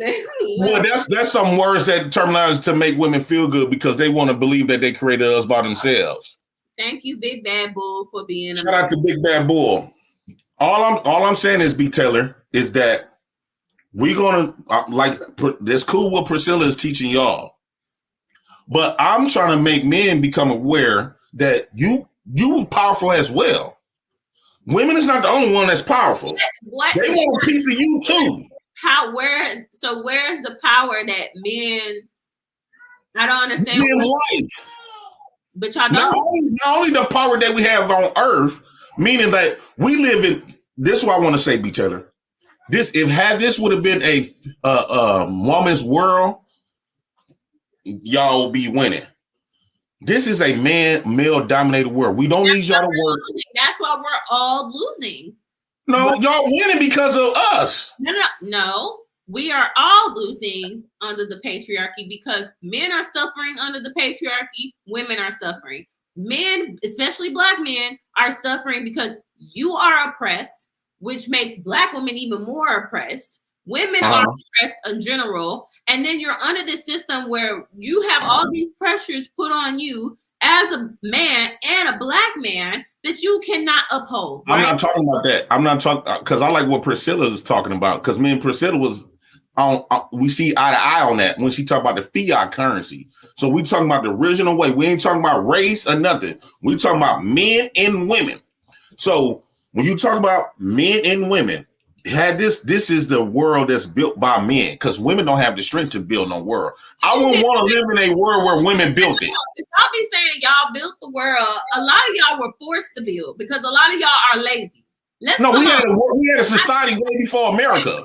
Got through playing a video about an 18-year-old that got 2 kids from 2 different women and don't want to work.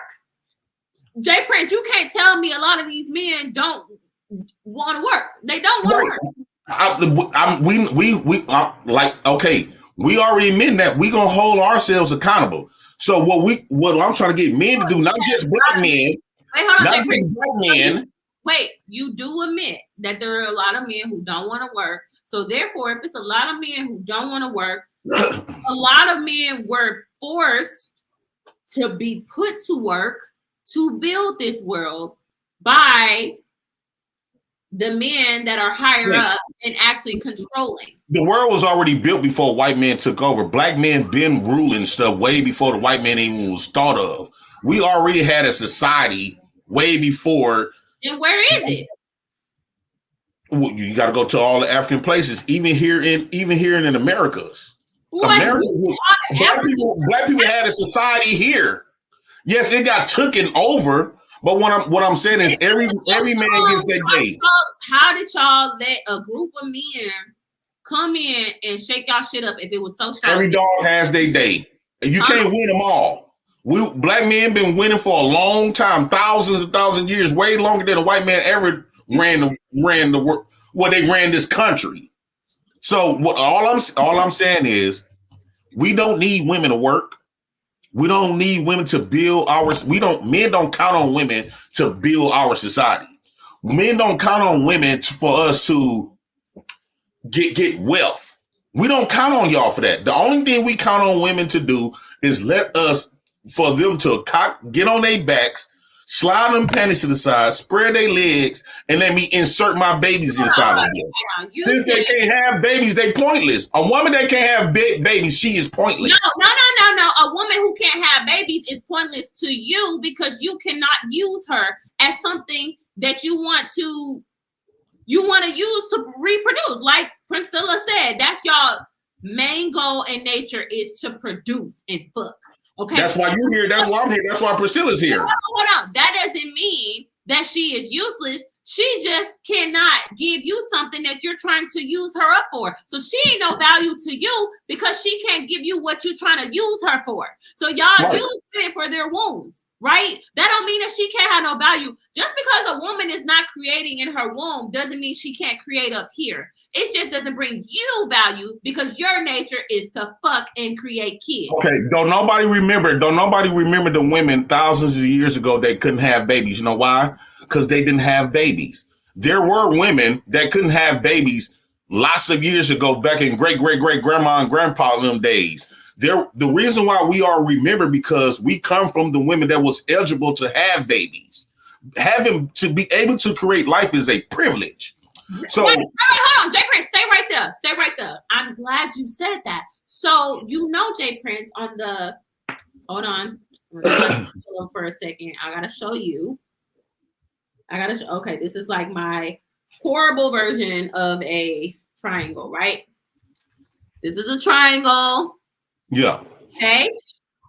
You got right here. I don't know if you can see. I'm gonna write down Black women. Okay. Black men, white women, white men. Okay. All right. You are down here, which means you aren't supposed to create because you're not. According to who? According to man or according to God?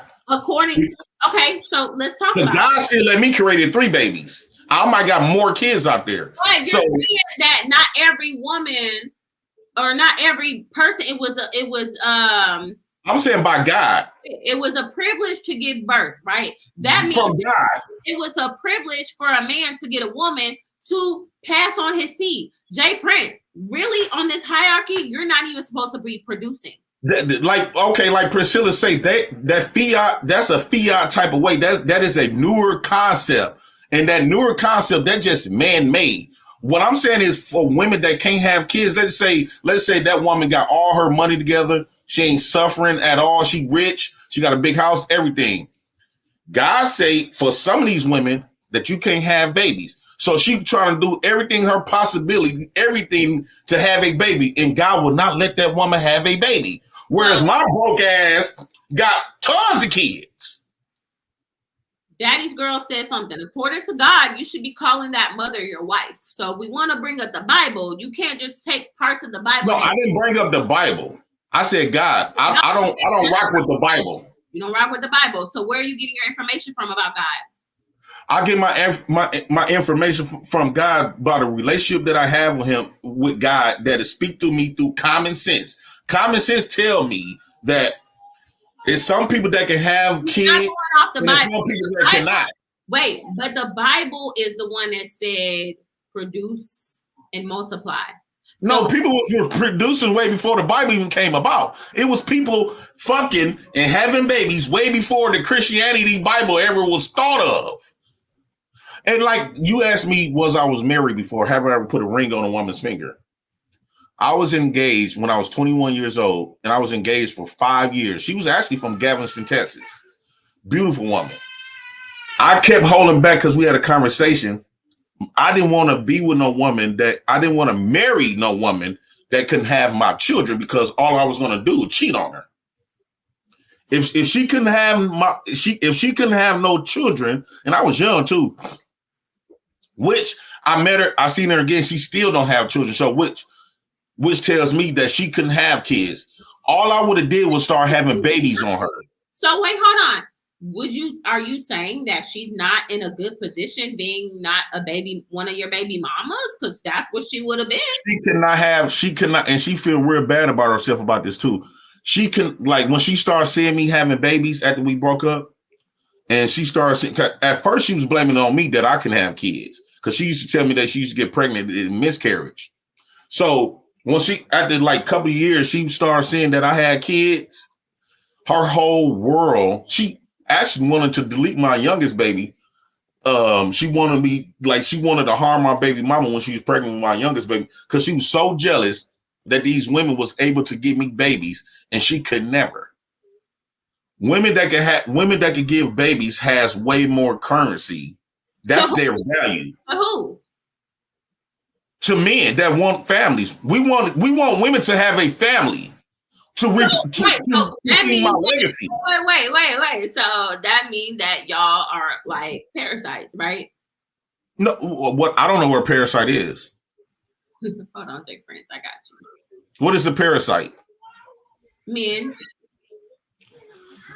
I'm about to give you the. This is a site.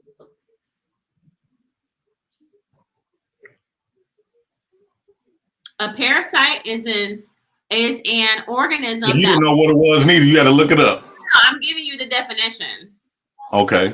Parasite is an organism that lives on or in a host and gets food from at the expense of its host.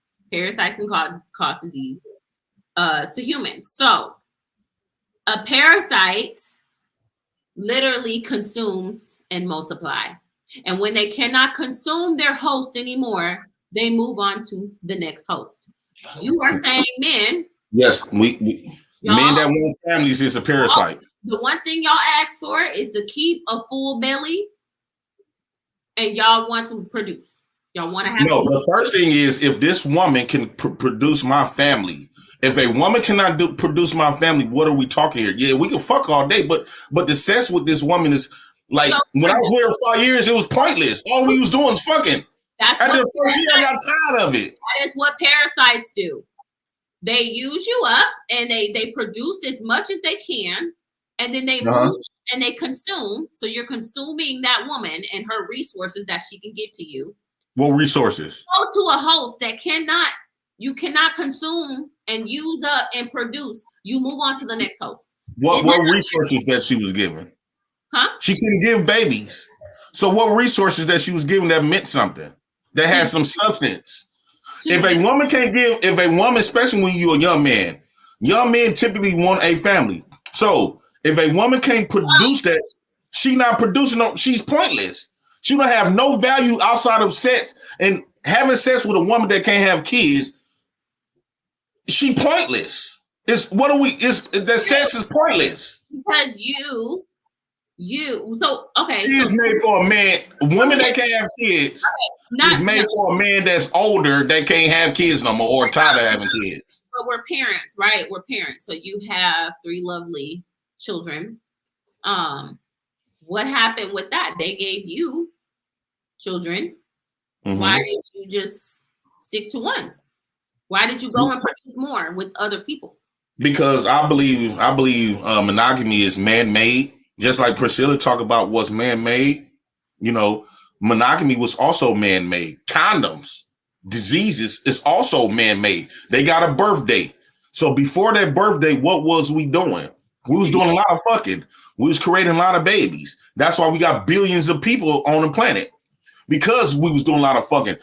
Condoms, all that stuff is made to enforce the monogamy new concept of what another group of men created. Guys, to not be parasites and okay. Those are labels. Let me ask you this. Labels not real. Yeah, but let me ask you this. So if there was no labels, there's no law, there's no consequences where the law is trying to force men to be on child support, force men to be in a home, force marriage, force monogamy. You can have a picture of a world where you have the freedom to do whatever you want with whatever woman you want.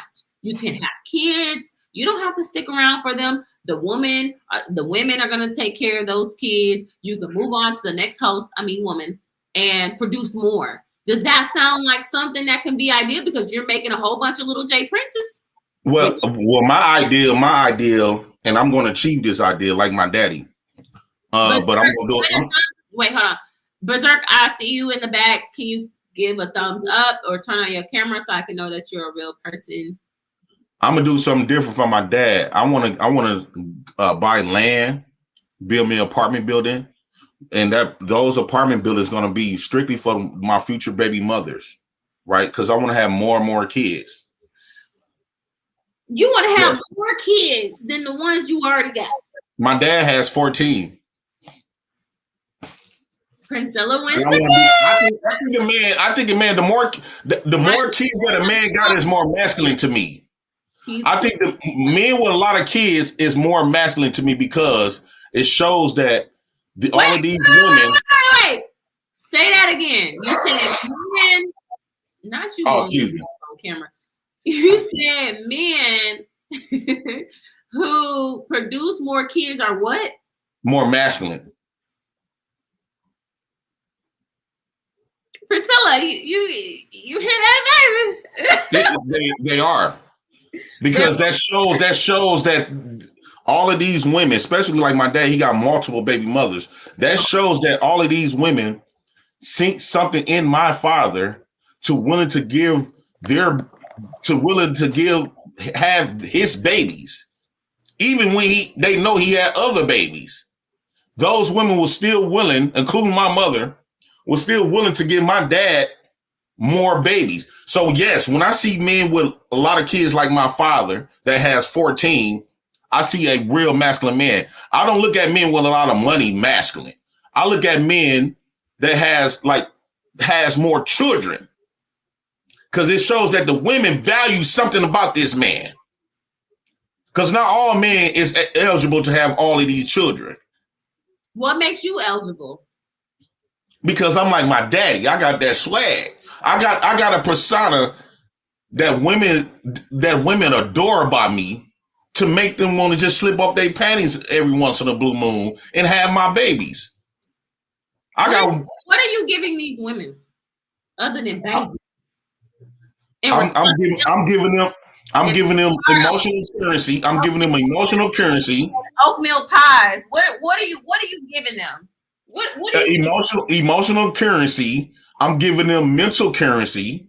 What I mean by emotional currency, when a woman gets around me, she has fun, right? She mentally feel at ease when she around me. I know how to make a woman feel at peace. I know how to make a woman laugh within her soul. I know how to make a woman feel good, and I know how to connect with a woman emotionally.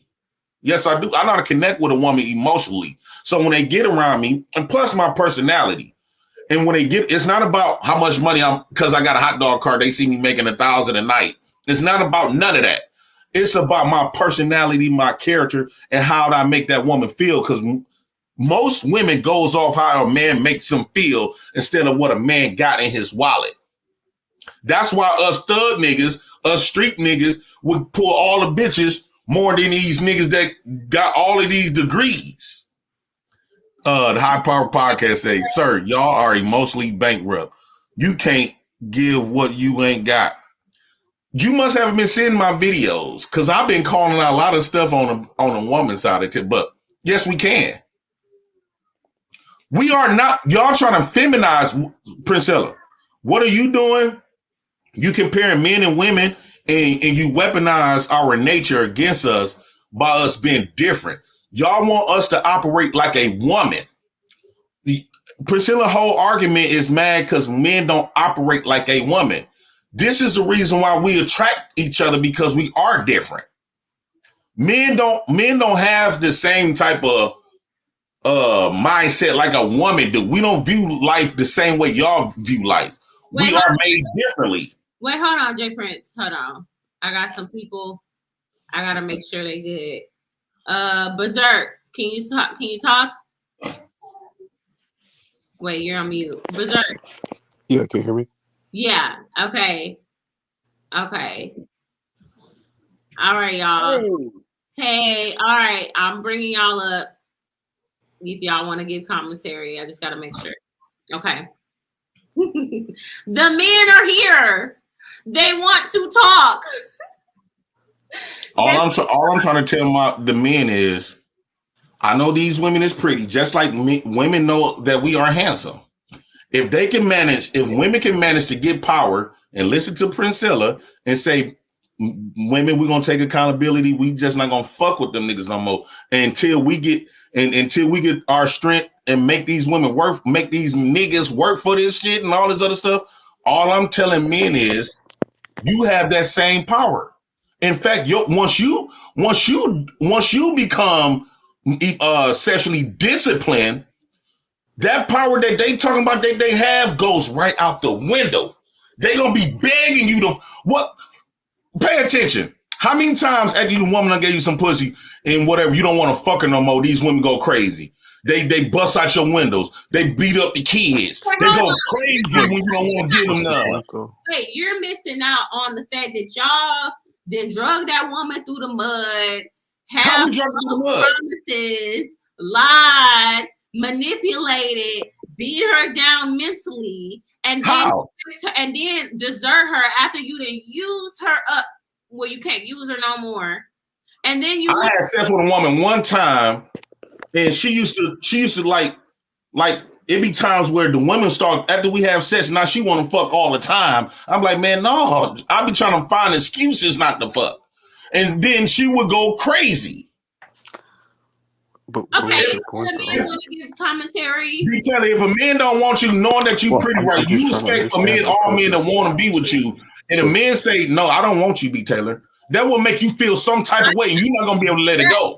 Hold on, there are women who their egos are hurt. I don't think it was about your Peter Whacker. I think her hurt. Prince. I don't think it was. It was the Peter Whacker. What's the point though? Like, is this about like male and female dynamics in a relationship? Like, I don't fully understand. I can't hear him. Can you hear me now? I'm saying, like, what's your overall point? Are you just saying that men are supposed to just have sex and have kids and that's it? No, what I'm saying is, just like what Priscilla is doing, educating these women to see their self-value.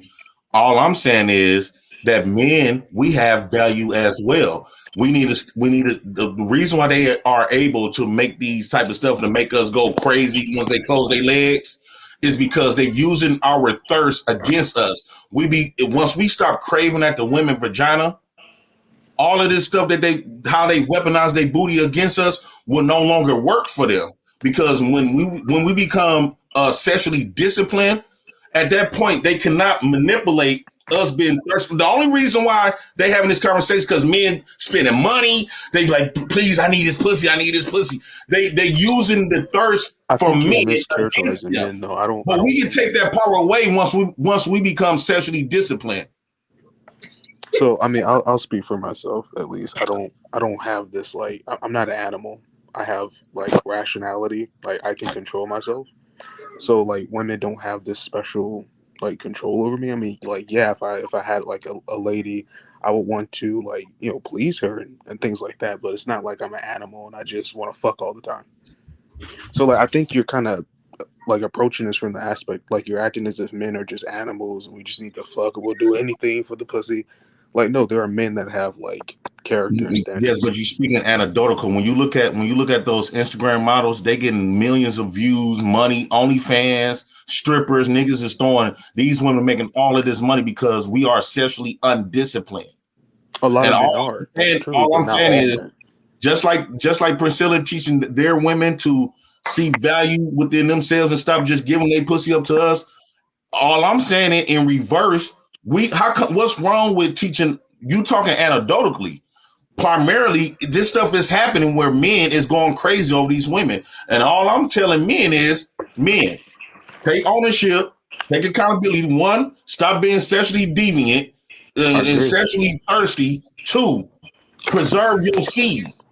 Dick is life. We gives the life. So we need to be more guarded with our sperm. Y'all tell us that all the time. But yeah, we need to take more control of who we just give our sperm to. So we need to guard our sperm like it's our life. Right. I mean, okay, so I agree. Like men should have control of themselves and like discipline and all that stuff. That's great and all. But don't you think that more men on average aren't like these barbaric OnlyFans obsessed, like, you know, porn addicted? I don't necessarily think that represents the average guy. I think there are also degrees to it. Like some men are worse in that area than others. A lot of men don't have confidence within themselves, and it's a lot of stuff on what causes men to be sexually thirsty like that, because it's a lot of men grew up and feeling inadequate, and we was taught as like, because I grew up in single motherhood, right? And we was taught from the older guys, say the more pussy you get, the more man you is. You know what I'm saying? So we grew up feeling inadequate. A lot of stuff that we do to make us confident, like violence, that made us appear to be more manly. The more woman you got, was more manly. So we've been misled and been bamboozled. And all I'm trying to want us, especially black men, to take accountability, recognize where we at mentally and where we are in life right now. And all we have to do, gain our power back, be sexually disciplined, find a way, learn how to get self-confidence, especially be there with our sons to let them grow up with, teach them confidence, but we got to exhibit those confidence and make us feel, especially being sexually disciplined. All of that, that's what we need to start doing. Well, I mean, I don't disagree with and that. women gonna be throwing a coochie at you, and we gotta learn to tell women no. Jay Prince, you're literally women no sex. You're literally making the point. You're saying y'all only gonna have dick discipline so women can throw their cat at you. Oh, that's and we tell them no. If that's what he's instead saying. of us being in berserk. All I'm saying is the women that have the power no more. That's the only right. I don't think either gender should have like this power over the other. I think it should just be egalitarian. It should just naturally be this way. But the thing is, what Priscilla and them have educated these women is put men in a submissive position where men gotta do. I thought y'all said women's supposed to be the helpmates of men, but what they doing is reversing it, where we gonna be the helpmates of women. No matter what we achieve, we're gonna be submissive to approve and to get a woman's approval, because they saying that women set your standards high, set the bar high. So men gonna go all out their way to prove and win a woman. And all I'm saying is we can reverse that. And men should never have to be in no submissive position. The woman's supposed to be naturally submit to the man. So once men become disciplined and learn how to tell women no dick tonight. You is not getting no dick tonight. Instead of them saying no pussy tonight, sleep on the couch. No, we're gonna tell women, no, you gonna sleep on that couch, no dick tonight. Whoa, wait, hold on. You haven't not been exhibiting your duties as a woman should have. Okay, that's all I'm saying. I think that there are mutual just responsibilities that a couple has, like between each other. I don't think anyone should necessarily be like sleep like, oh, you sleep on the couch for the like. I think all that's just like dysfunctional anyway. Either gender doing it. So like you mentioned like helpmate stuff. It's like, so that's a biblical phrase, right? If you look in the original context, in the original language, which is Hebrew, the original term is actually rescuer. And the whole point is that like man or males need proper counterparts, females, to be complete, right? That's what that was about. It's not about women being servants to men. You serve each other in a relationship. It's mutual.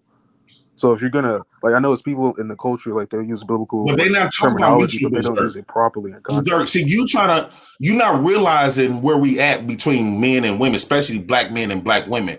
They not talking about what you talking about. You talking about like women is on our teams. First off, you got to recognize black women have not been on your team. They have not exhibited a team player for black men in about 50 years. So we need to go with this. That's from external we need to come to the realization that they are not on our team. So black men, we have to build ourselves and strengthen ourselves. Granted, we grew up with the lack of fathers and that crippled us. But now since we know and since we got all the information and stuff now, we need to move differently. Stop assuming that black women is on your team because she share the same skin as you. She have exhibit the fact that I have never been on a basketball team, football team, drill team, and where you trying to when you try to correct your team players and saying, okay, this is where you went wrong with, let's fix it this way, and they give you that much pushback, that means they are not on your team. They not trying to listen to you. The only man that they are team players with is every other race, especially the white government. When they get with a white man, they are very much of a good team player. But I hear black women say the same thing about black men. Don't you think that the problem is pointing the finger at the other sex instead of just, focusing on what you can do to improve yourself and your own sex? And then that's what I'm saying. That's what I'm saying. Black men need to focus on themselves and stop trying to worry about who's going to be on our team. They already taken care of. Black women don't need the black man. They tell you that all the time. We don't need a nigga for shit but babies. The other half of the point is let black women go. And since black men, they say black men is at the bottom, black men, the only people that you should be worrying about building is the black man. Stop trying to build the black woman because the government got her. The government pay her light bill. The government pay her rent. The government pay her health insurance. The government pay her food bill. The government pay everything. Hey, Prince, hold on. Now, raise your hand if you are on government assistance in any way, shape, or form. I've never been. I grew up in that. You said black women are on government assistance, but it's 2 black women here, and that's an anomaly. We're not raising our hands, ladies. Oh, that's an anomaly. That's not an anomaly. I've been silent. Ladies, I've been silent. Hold on, ladies. I want to ask the black women, put a 1 in the chat who are not on government assistance. They gonna lie. Their whole family, I guarantee they might not, but their whole family be on government assistance. But that's not true. And that's what I was just about to point out. There has yet to be a member of my family on welfare.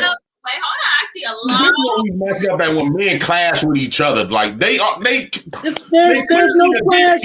There's no clash, bro. Here you be dumb for them. They look at men that defend them like you can't separate black men from black women. What I am saying, you're black. You're part of the black community. Bro, what I'm saying is, so when you're attacking them, if I could be allowed to realize that if you was that from your mom? You said what, Berserk? So you realize that at the end of the day, if you're a black man attacking black women or like saying they're on the government assistance, they're taken by the government, you're still attacking yourself because you came from a black woman, correct? And if you were on government assistance, was this during your childhood through your mom? You see how either way it goes is going to always come back to you. But that's vice versa. When black women attack us, they come from a black man. That's the point. Yes, that's what I'm saying. It's retarded to attack each other because you're both black and you both come from each other. So it's retarded. But we there now, though. We there now. We're not trying to. The peacemaker stuff is long dead and gone 50 years ago. It's just reality. We are where we are, so we got to live in it. So black women, they go their way when we got to go our way. Gentlemen, the queen is here. Love to. Hey, you majesty. You mazzy nigga. You motherfucking nigga. Go ahead. Nigga, you love. You breaking up, Priscilla? Oh, hold on. Let's see. I got all the men's in here tonight. With that bonnet on, yeah. I didn't get a chance to really say much, if anything. I really did. You always shoot each other down. That's what we're using. Jay, may I speak? Wait. We're gonna give P the floor. You know, ladies first. We're gonna give Princella the floor, ladies first. You know, she's okay. All right. Do you magic nigga? Jay Prince. You magic nigga. First of all, your ass love me. Okay, you can sit up here in front like you don't, but you know. You do. Okay. Nigga, you got a little swag. You got a little something. I like you a little bit. Go ahead. And you wish. Oh no. You wish you could have my swag. I think we gotta share a light swag though. We both smooth. I ain't gonna take that away from you. You a smooth slick talker. Slick talker. Yeah. I'm just the truth. All y'all ass want to do. See, the difference between me and you, nigga, I can't knock nobody up with no children. So guess what? I'm not making single mothers. I'm not lowering their value. I'm actually raising their value and making y'all motherfuckers mad because you can't put your dick in them. But so, are you mad because I'm trying to raise especially black men value, make them aware that you do have value, black men. Well, here's the thing. That shit you talking about, that shit ain't gonna work. You want Why it not? to work? It's fairy tale. I'm not gonna give you no dick tonight. Shoot on punishment, nigga. Please. Who you gonna get a dick to? Your sock? Yeah, Fifi. Her name Fifi. Oh, you can't. Niggas in prison do it all the time. That shit clearly ain't working. That shit clearly ain't working. Look at the state of the world. Y'all ass ain't got no self-control. So all y'all sit up here doing is talking fairy tale talk. This shit That's not true. I had a woman on my panel. I don't know who seen that. And she said we're gonna have sex tonight. I told her no. And it's been almost a year since I had sex. And I told that woman no. And I did not give her she was very beautiful. I could pull her up. I could pull the video up. You haven't had sex, or you haven't had sex with That's her? what he's saying. And then he I haven't had sex almost I would say about 8 months. I ain't had no sex in 8 months. I told him no, because I'm really about this movement. Nigga, you done hit the wall just like the women you talk about. You got 3 kids and plus a few unknowns, nigga. It don't matter. You might as well get that dick up to any low-level hood rat that's gonna accept it. Ooh, that's crazy. Go on clearance. Damn it, Jim Brodsky. Women become on clearance way quicker than a man is. Our value go up in our 40s. Women become a hood rat is a hood rat is a hood rat. A hood rat was born of. May I speak? A hood rat, bro. May I speak? A south side of Chicago. Damn. You can't talk over the children. The south side of Chicago, bro. South side of Chicago hood rat was born a hood rat from a hood rat from the hood, and they all hood ratitized. That's what they do. Leave them within their doggone hood ratted community. Okay. What is the difference, though? What is the difference between a hood rat and an upstanding woman? The value. Well, an upstanding woman. Oh, you really want me to go there? Okay, I'll tell you. An upstanding woman. Can I talk? You ask me a question. I'm gonna give you an answer. Okay, that's it though. Go ahead. All right. Now, upstanding woman, right? Has a career on a career path. I don't care. She don't need a man for no money. She needs a man for the man. Let me finish. She needs the man for companionship, same as the man with said woman. Okay, it's called teamwork. Make the dream work. That's what it is. All the rest of that stuff is ghetto fuckery. Is hood rat ghetto fuckery. Do you hear what these women is telling you? They're not trying to be on your team. You need to understand this. Bro, they're not talking to me. And they're definitely not talking about me. Do you got a woman?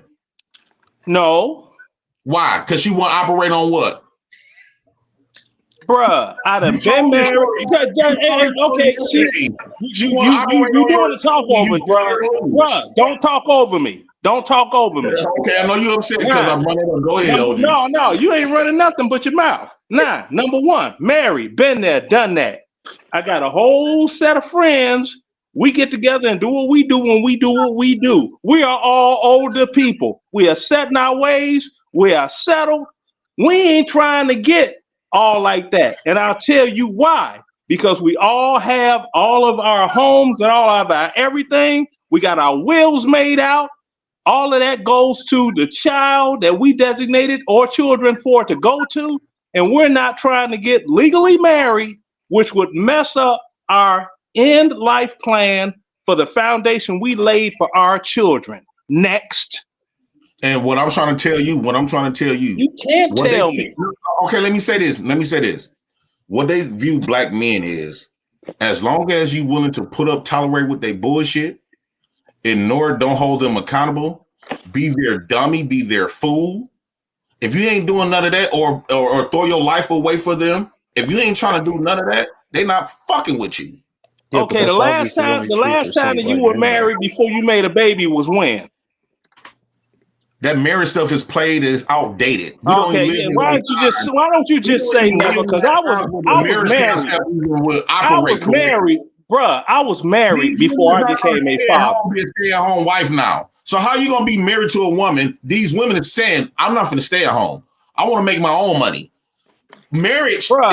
Hold on, bro. Hold on. You're doing a lot of gum bumping now. You're doing a lot of gum bumping.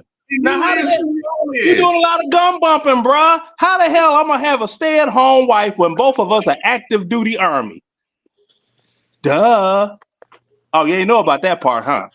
You just trying to disagree on for what? I ain't trying to disagree. I'm giving you the facts of my life. You talking about growing up on welfare and all that other cornball shit. I can't relate to that. I can't relate to that. I gotta have patience for my Wait. I want to give everybody a chance to talk. Prototype Dad is here. Well, it's Prototype Kingdom podcast. Turn into something different. Well, we're going a little bit more now, so yeah, we had to switch up the title just a little bit. Okay. Well, welcome. You haven't been here in a while. It's been a minute, but I'm here. So I mean, I get what Jay Prince is trying to convey, man, and he's not entirely wrong, but I mean, extreme, but not entirely wrong.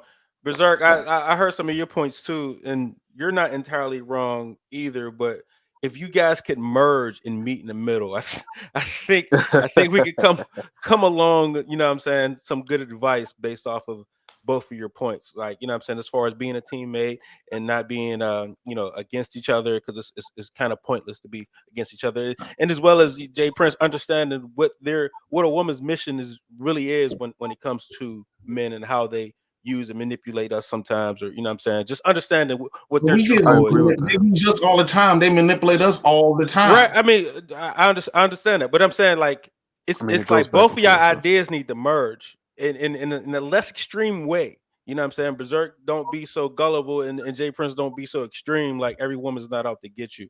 You know what I'm saying? And it is about being, teammates or whatever. But you got to understand. I always use the analogy that men are companies. And a woman, having a woman in your life is whatever position it is in your company, whether that be a VP, a manager, or whatever you need that woman to be in your company. You know what I'm saying? But you got to have a vision for all that to work and all that to happen. You know what I'm saying? So be a good company to a company like Google. Everybody wants to work for a Google, to where you got good benefits, this and that. You know what I mean? It's about security. So we're not going to just let their security go, like, you know what I'm saying, because that's what they want from a man. They want that security. You know what I mean? If they can do it by themselves, then why would they want to work for a company if they could do it by themselves? They're not getting anything out of it.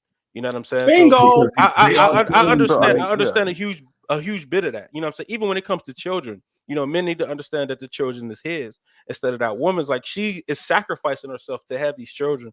You know what I'm saying? And I think we too much think it's a partnership in that degree, and don't understand that no, this woman is sacrificing herself for your lineage. It's not hers. They take on your name.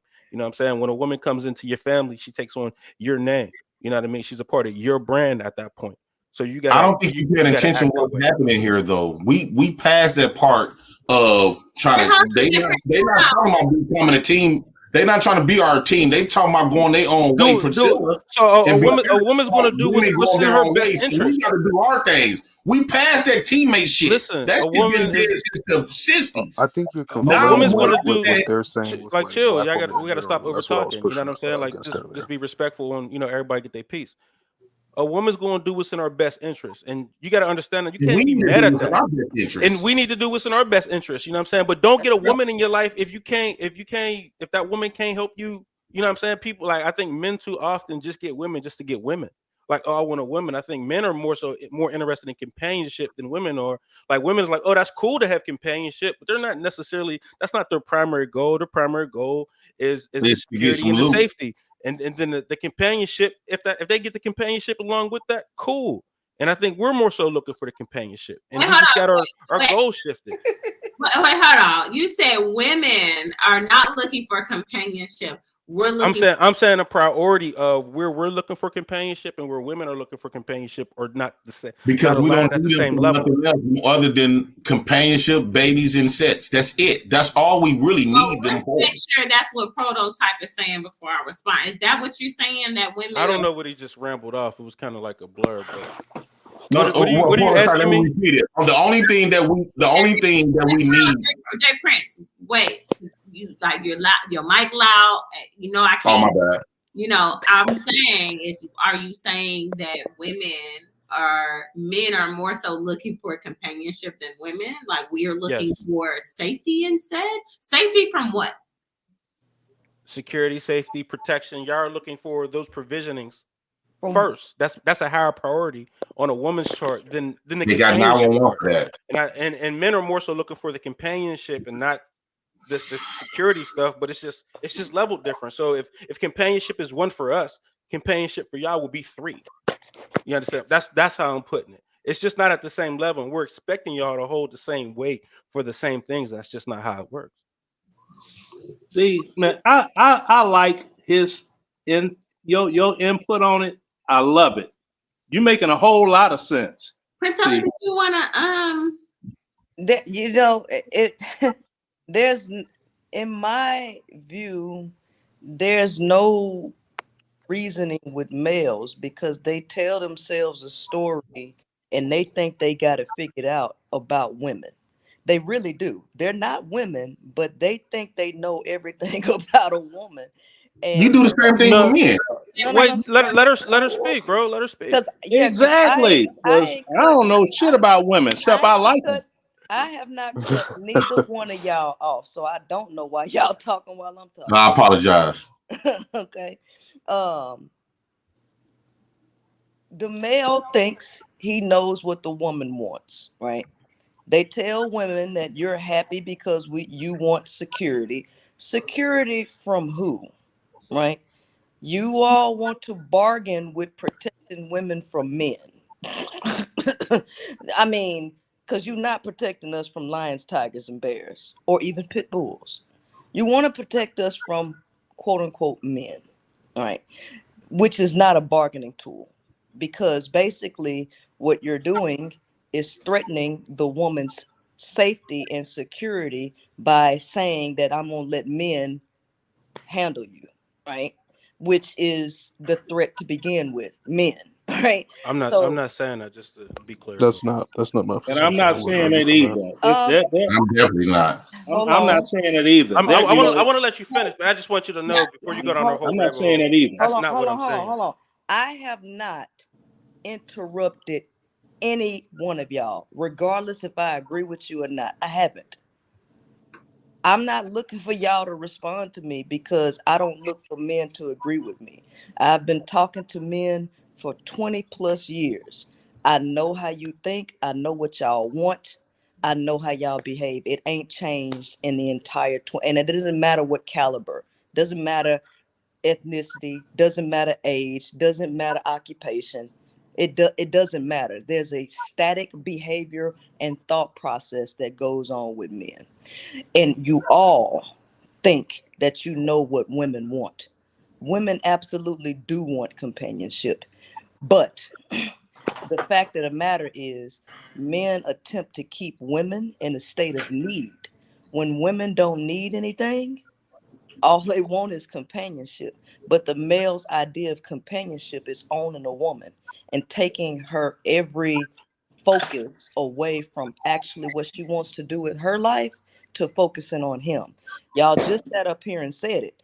Oh, getting with a woman is like having your own company and putting a woman in a certain position. It ain't trying to have no position to help you make yourself or to help you with your vision, right? You need to help yourself with your vision, right? And women have their own visions, but men want to put women in a position what he thinks she's supposed to do, whether it's popping out kids, helping him with his vision, helping him with his weaknesses. The fact of the matter is women can be whole. Men have an issue with becoming whole individuals, and they need women. So they need to keep women in a state of need. And that's draining for everybody, right? Men need to figure it out. Y'all don't want companionship because y'all want women to be what you need them to be. Y'all can't accept women for who they are as whole beings. Y'all need them for something, which kills the ability to have a companion. Y'all don't even like to hear women talk, let alone be their authentic self for an actual companionship. I agree with you on that, Priscilla. I don't like to hear women talk. They more cuter when they shutting the hell up. I don't agree. Can I ask? I 100% agree with that. I do not, because I don't. Okay, A woman. hold on. We gonna have to give like 30 seconds, like 30 seconds, because you mean your mic is so loud, like loud. And then everybody else be trying to come in, and then all we hear is you. So we just gonna give you just a little breather so other people can kind of jump in, because we got Terrence. Welcome to the panel, Terrence. I know Prototype wanted to say something. Can I go after? Yeah. Okay, so I personally am not the I want my woman to shut the hell up kind of guy. I understand what you're trying to say. I think you're not understanding what I'm trying to say, and that's okay, because I've said that too. Like, I don't expect women to understand me, and just like you're like, I don't expect men to agree with me, vice versa. But I look at it like, if I'm speaking to the men, it's like, women are deer and men are hunters. You know what I'm saying? Like, of course, we don't understand everything about women, and we're not going to, and vice versa. But in order for us to if we want women, we got to understand their patterns, what they do, how they move, X, Y, Z. You know what I'm saying? To get what we want. When I mean a woman needs putting a woman in a certain place to help us with our vision, right? I'm not excluding the fact that she has her own vision, and her vision have to align. I have to make sure that her vision aligns in mine, right? If she can accomplish her goals, and that helps me accomplish my goals, those are self-aligning. Like, you know what I'm saying? Like, if you have a job, if you work for someone, and you want a career as whatever it is, you work for a company, and that company is helping you achieve your goals. So that's what I mean. It doesn't mean that our vision have to conflict, or I'm trying to take away your vision. I'm saying our vision should integrate and match, so they can then help each other. Well, what I'm saying is that men are not the companies. Women are. Y'all are the ones pursuing women. Y'all's whole get down is trying to strategize to figure out how to get women. Everything y'all do is to try to get a woman. So you are not the company. The woman is the company who hires you. You're the one who puts in the application. So her vision ain't got to line with it depends on the man you are. You know what I'm saying? Like, so there's plenty of women, and if you're that man, there's plenty of women trying to obtain you, trying to get in your vision. Most of you all are not there. That's the delusion. We're talking about. Well, I don't know about most. Well, then you're not paying attention to the world, because if y'all agree with Kevin Samuels, right, which means that no, the high value man is not abundance. Anybody who has an ounce of common sense and an ounce of understanding in statistics and mathematics, they understand that the top of the pyramid, the least amount of people exist there. The black male, who's all on this panel, the black male ain't at the top of the pyramid. The black male is at the bottom. The black male is at the bottom of the. Sir, you just got finished talking. Sir, your ass just got finished talking about being Section 8. Shut up. Okay, now we built the pyramid. Shut up. You at the bottom. Because the people at the top ain't on no food stamps and no Section 8. Okay. All right. Hello. Hello. Man, this dude is stupid. Hello. So you ain't at the top. Okay. So let's keep it a book. Ain't nobody but a hood rat applying to your position, JP. I mean, I like you, man. Oh my God. Fucking body, but some corner store ass hood rats applying for a job at your company. Okay. Can I respond? Can I respond to that a little bit, Princess? Yeah. And I 100% agree with you. I'm at the bottom. Let's just say that. First, I want to say black men built the pyramid, but we're gonna throw that away, right? That don't mean nothing.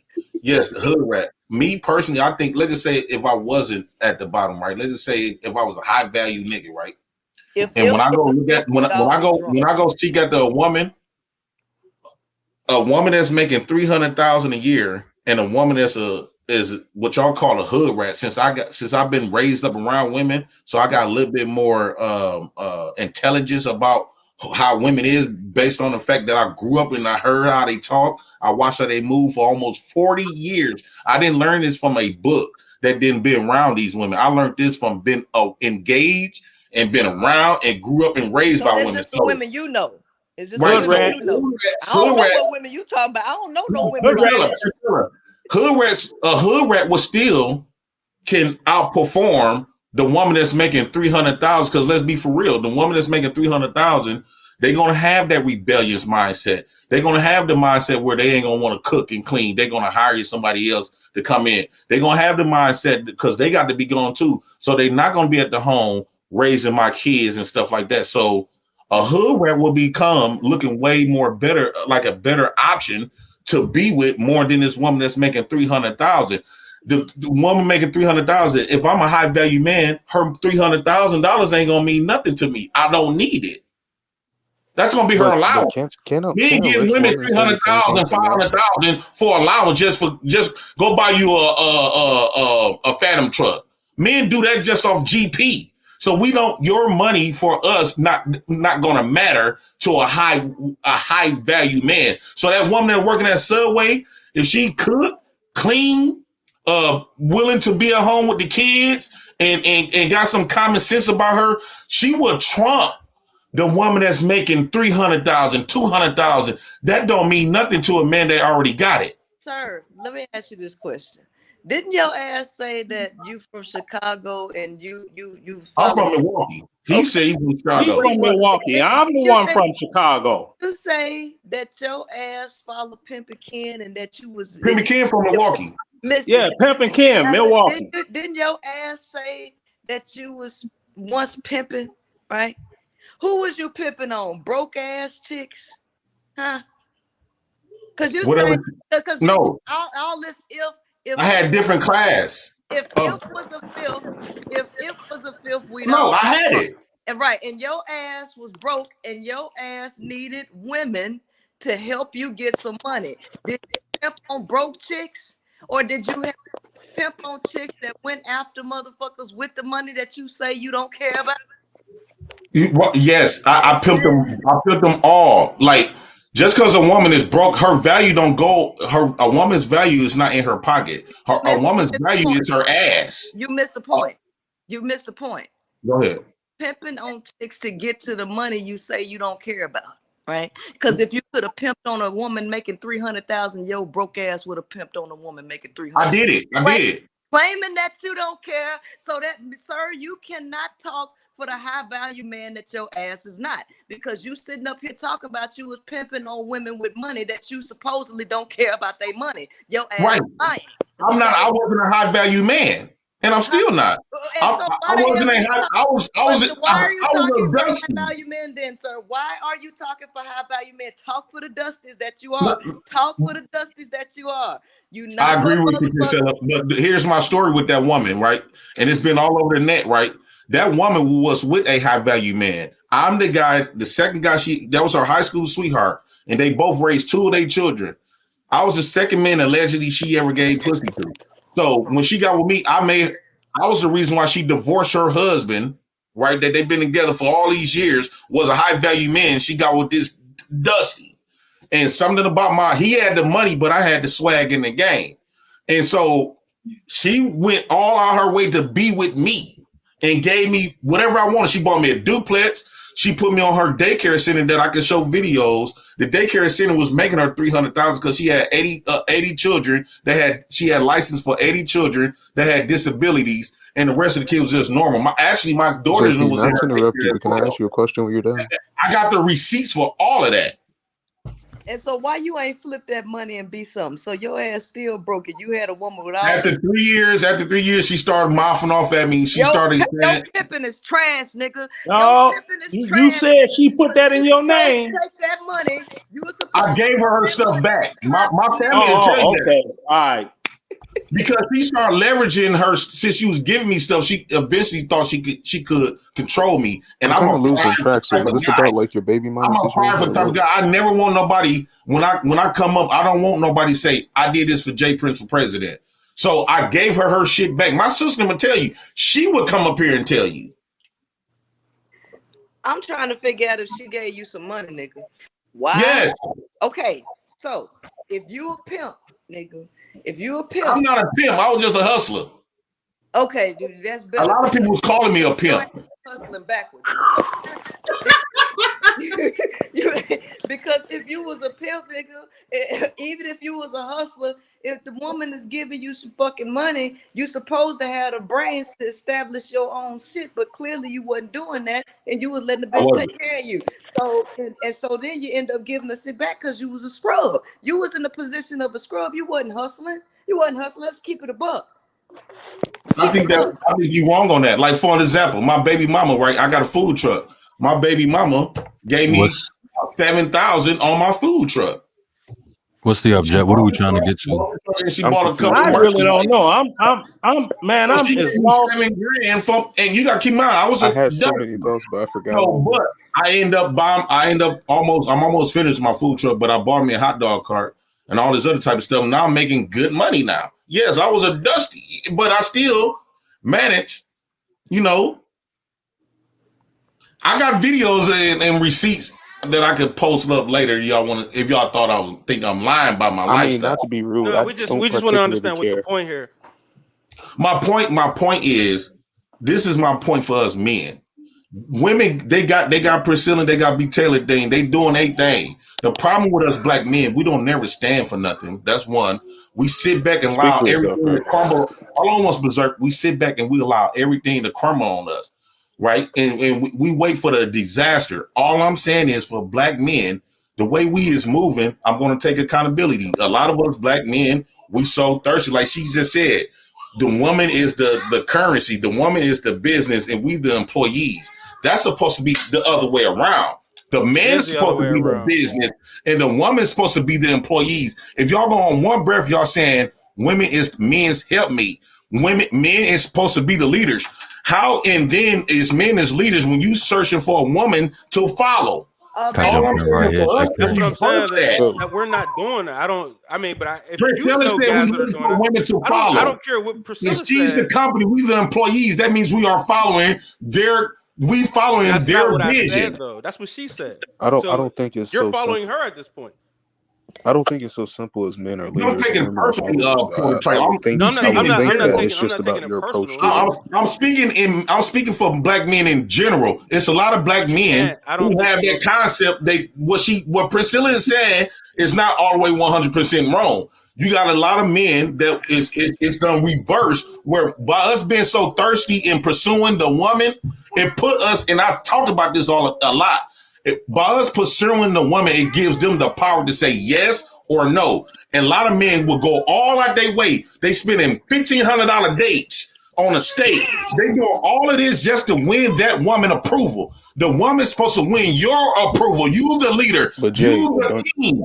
But Jay, Why don't you think that is behavior is you kind of trying to pathetic though? you put yourself in a submissive position? You are submitting to the woman. The woman's supposed to submit to you. And that's why when you finally get with them, they don't respect you because she know for a fact that your ass ain't going nowhere because she don't place your ass in the friend zone. She don't place your ass submissive. She done did all of that because your ass is I might be far removed from the dudes you're talking about, bro. Slow down a little bit, man. But my And then wait, I want to get Terrence in because, you know, he's been so patient. You know. Good evening, y'all. How you doing? Good evening, Terrence. How you doing, man? It looks different. This is a great conversation too. Go ahead, sweetheart. I think what you're explaining is a lot of individuals out here who move certain kinds of way, right? And depending on their value system will really determine what they want to do, man or woman. And the lack, at least from what I'm seeing in all of these different arenas, is nothing's really landing on principle. What boundaries are being established? What guidelines are there? What am I living by? Am I externalizing everything and moving off somebody else rather than who I am as an individual? But also open enough to have emotions to understand everybody else is a person as well. And with that whole rant, it sounded like a projection.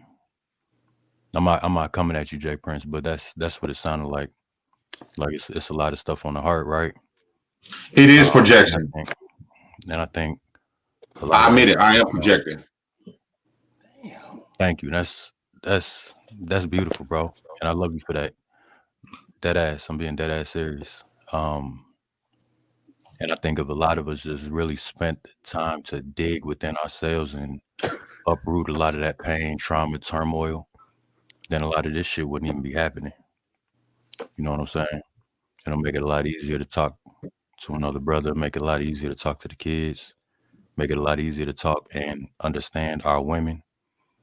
Right? Not saying our in the fact that it's ownership, but our in the fact that it's another human. I thought you were gonna say because they're black. They got you man even scared to even claim your own race of women that you created. Come on, man. Yes, they are only black men can create black women. Yes, that is ownership. We own them. Yes. They come from our sperm. They come from our dicks. Dude, yes. a woman can say the same thing and say you come from her eggs. Though. That's such Hammer a dead time. argument. I create them. I own them. See, a lot of you, a lot of people don't know how to talk to people. They talk at people.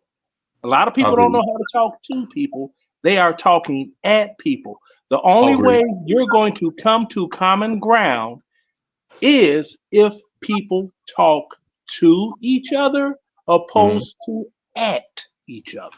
Well, can I ask Terrence a question? When Terrence, this like a statement, Terrence. When I say that I am projecting, yes, because the way that I have been living and me used to push off myself off on women, I'm trying to change that concept, and I want my black brothers who experience doing the same type of stuff, all on IG, OnlyFans. We making ourselves so easy to get. The reason why us men is not exclusive to women because they know they can just hop in a IG and pick out of millions of men, black men particularly. We're gonna talk about just us black folks. They know they can go in their inbox and get any man they want. They know they could put on some leggings with no panties on, walk down the street, and niggas gonna be pulling up all in their cars, willing to give them this high value life, and they don't even know this chick. This chick shop at Rainbows in Walmart, but they willing to put this woman what's that, Ruth Chris? Take this woman to Ruth Chris. What I'm saying is we have to reverse.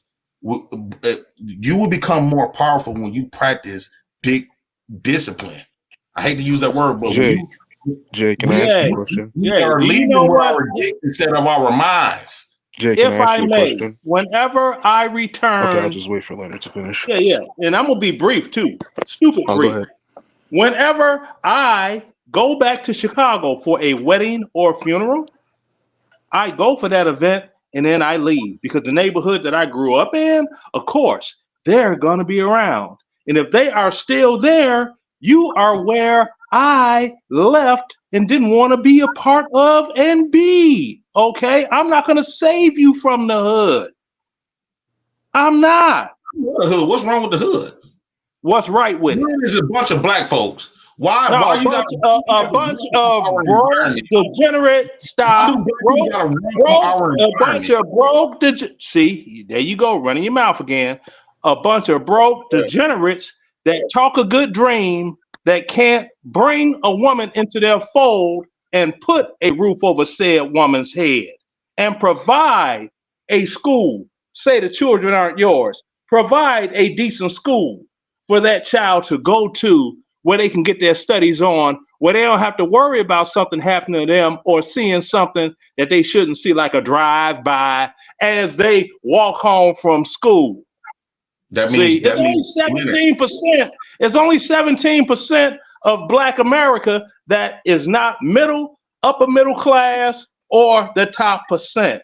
I don't worry about that 17%. That's the problem, Leonard. The problem is we got not a problem, bro. You know this man. Problem.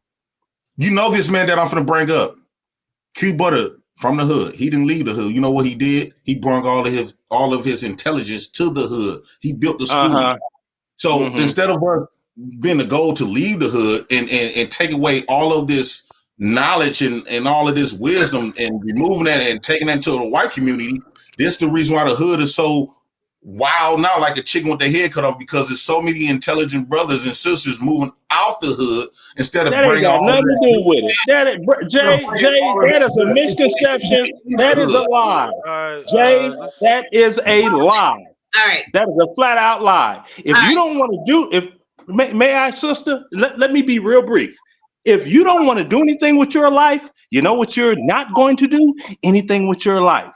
Okay? It's all in your choices that you make in life and nothing more. All this blaming the white man, blaming the government, playing the blame game. I know some dirt, broke ass white folk living in trailer parks that wish they would have made the decisions that I made. I love when black folk talk about white folks and they don't know any. They don't be around them.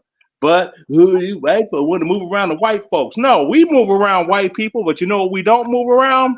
Broke ass trailer park, white trash white people. The plane has landed. Deplane. All I'm saying is the brothers in the hood, instead of us needing the gangsters to lead us, that's why the hood is the way it is. The black communities wasn't always considered the ghetto, right? When black men was around and way before it became single mothers raising them, these us is raised. The reason why we look for gangsters and all this other type of stuff, because most of us in the ghetto didn't have no substantial amount of black men in the community. We didn't know what that was. The only people that we knew to look up to was the gangsters, the drug dealers, and the killers, pimp thieves, hustlers. That's the only thing that our community that we had to look up, because what your concept was to go move around those wealthy white people for them to pat you on the head and say, "Good job, nigga." Oh no, let me counter to that. Hey, Jay Prince, I thought you said that y'all built the world and y'all. See there you go, gone sis. But y'all done built all. Let me go after you, sis, and I'm gonna be brief. Make y'all. Every time you say you're gonna be brief, you take like never mind. I didn't want to say, but yes, facts. I'm gonna be brief. Yeah, I'll be brief. Those that moved up to the north. No. See, because Jay keep talking over me. Jay keep talking over me with that loud ass mic. Yeah. Those look like y'all done cheated me out. All y'all got the light skin of privilege. I always seen light skinned people. You damn right. We got light skin privilege. I don't deny that. I don't deny my light skin privilege. Now, we're here. Those that moved up north from the Jim Crow South. No, we're not. I guess they flew from the hood too. Over here, we don't do colorism. We don't even subscribe to that over here. Well, he asked, and I was like, yes. Okay, I won't talk about it. Yeah, Jay Prince, because and I don't talk about it either. But since he asked, I was like, yes. We're going to jail. Okay, anyway, prototype, Berserk, Terrence, Priscilla, did y'all want to add anything? Because I feel like this is like a Leonard and J Prince combo turning into something, and I'm getting kind of sleepy. So I just want to kind of wrap up, you know, if anybody wanted to say anything. Yeah, I was just gonna say, I forgot about it. I forgot a lot of what I was gonna ask, but I was gonna ask Jay, what is his goal? One of the questions I was gonna ask him was, Jay, what is his goal? And like he keeps saying he wants men to learn dick discipline and you know all that stuff. And I'm just curious, what's your end goal with that? Like my ultimate goal is one. The reason why I'm like, because I'm trying to get like a whole bunch of hot dog cars and food trucks, right? And I want to buy a bunch of land. I want to buy a bunch of land because eventually I'm going to have more children, and I want my women to live my baby mothers live in an apartment building where my kids, where I can still take care of them. And on my ultimate goal, for men's sake, black men's sake, I want black men to stand within their power within themselves, understanding that they have power. They let's not, because a lot of us black men, we believe what people done showed us. We believe that we ain't shit. We believe that we ought to be grateful for a woman even looking at us. We believe that we are inadequate. We believe that we have low self-esteem. We believe that since we come from the hood, we is at the bottom of everybody. We believe what these women saying, that black men is at the bottom. So, and what I'm trying to get black men to do is real quick, B. Taylor, the only how those stereotypes can be true if you start believing it. Once you start believing, you're going to operate in it. So I want black men to recognize that you do have power. You do have, you are adequate. You are somebody. You do mean something. Your voice does matter. And so, and when it comes to the relationship between black men and black women, you do have some type of power where you can't, once you start controlling your sperm and who you decide to give your sperm out to or have sex with, they cannot no longer put you in. Once you are able to tell women, no, I don't want to have sex with you right now. I want to get to know you. I want to do this. That power that they have over you will switch in your hands, because the only power that a woman got is her vagina. And once I disagree with that. And once a man say, I do no longer want your vagina, I don't want your babies, at that point, her power become a bliss. It becomes air, because when you don't want her, she can't control you with it. So her power is very temporary. That's only reason. The only how women become powerful is if men make them power by seeking after them, craving after them. Once you stop craving after them, they power become, now they chasing you. Now they saying, what can I do to get you? What can I do to get this black man? What can I do this for this man? Can I fish you some food? So control, because J Prince, say if y'all want to control us. The BS that you did say was actually realistic. Are you saying that you want to switch the power play so y'all are the ones back in power because y'all can't control y'all penises, and y'all are still not going to control your penises? Because I want us to come back to a natural order. Time again throughout history, men have always chosen sex, have made sex a priority, have made women a priority, and it will always be that way. And it's backfiring on us. It is part of your nature. Can I just say, I think that only speaks, y'all using that, y'all weaponize that against us. So yes, because you are absolutely right. I want us black men to regain our power, to switch back that roles. We should never be in a position where we are submissive to women. We are the only race of men in United States of America that we are, the women are leading us. The women have the girth to come up here and tell us that they are the business and we are the employees. I think that's the problem. Another, y'all right saying there. We the leaders. Right there. No, with that, they are the leaders. It's not about leading. We just outwork you. It's not about submission. It's not about submission, exactly. Black women. It's definitely about kissing their ass. It's about being a homosexual. Other words, a dusty.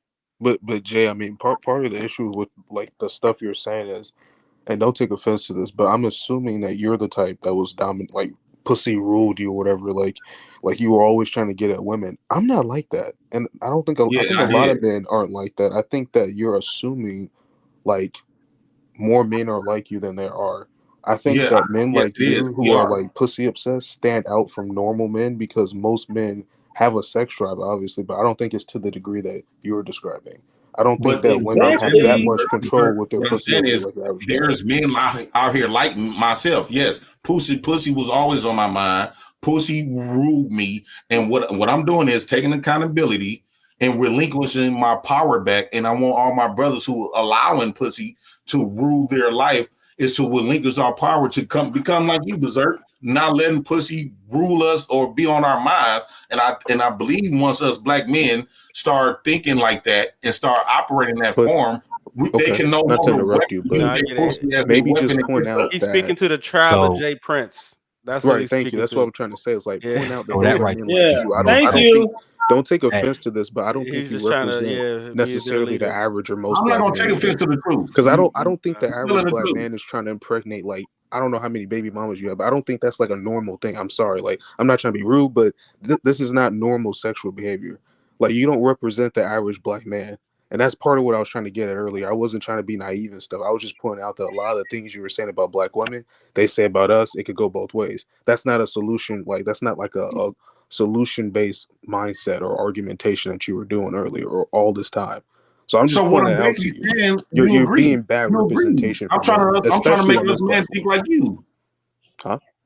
I'm trying to make us black men behave like you because you saying you're not letting pussy. You got your own vision that you've been operating in, and all this other good stuff. You're not letting pussy rule you. And all I'm saying is for the niggas that come from my neck of the woods who do think about pussy every day, all day, and chasing at the pussy and trying to go. Some niggas became drug dealers because they thought that's what attracts the pussy. So It attracts I'm trying low to talk to quality us. women. I'm not Yes, it speaking does. to the black brothers like you. I'm speaking to Okay. the black brothers that is allowing that's be on OnlyFans, paying all their money, that's in these women in IG saying that I will give you the world, you are beautiful. These women got 99 plus. So it's a But lot of Prince, niggas. I have Some a of them question niggas though. just come at strip clubs Considering the throwing out their platform you're whole on, though, check. right? You're on the platform. Like you heard, like some of the things that the Queenmaker was saying about men, and it was kind of broad in the way it was said. I'm not trying to like put words in her mouth, but considering that that's the view of some women, do you really think it's wise to speak the way you speak around women that already have that view or that bias? Don't you think that's kind of adding to the fire? You don't think No. Yes, that's No, I yes, don't. berserk. I do. Yes, I believe that in order for us to move forward, we got to tell the truth. We shouldn't have to lie. Like Priscilla said, men sitting up here think they know all about women, but yet she just got done saying she know everything about us.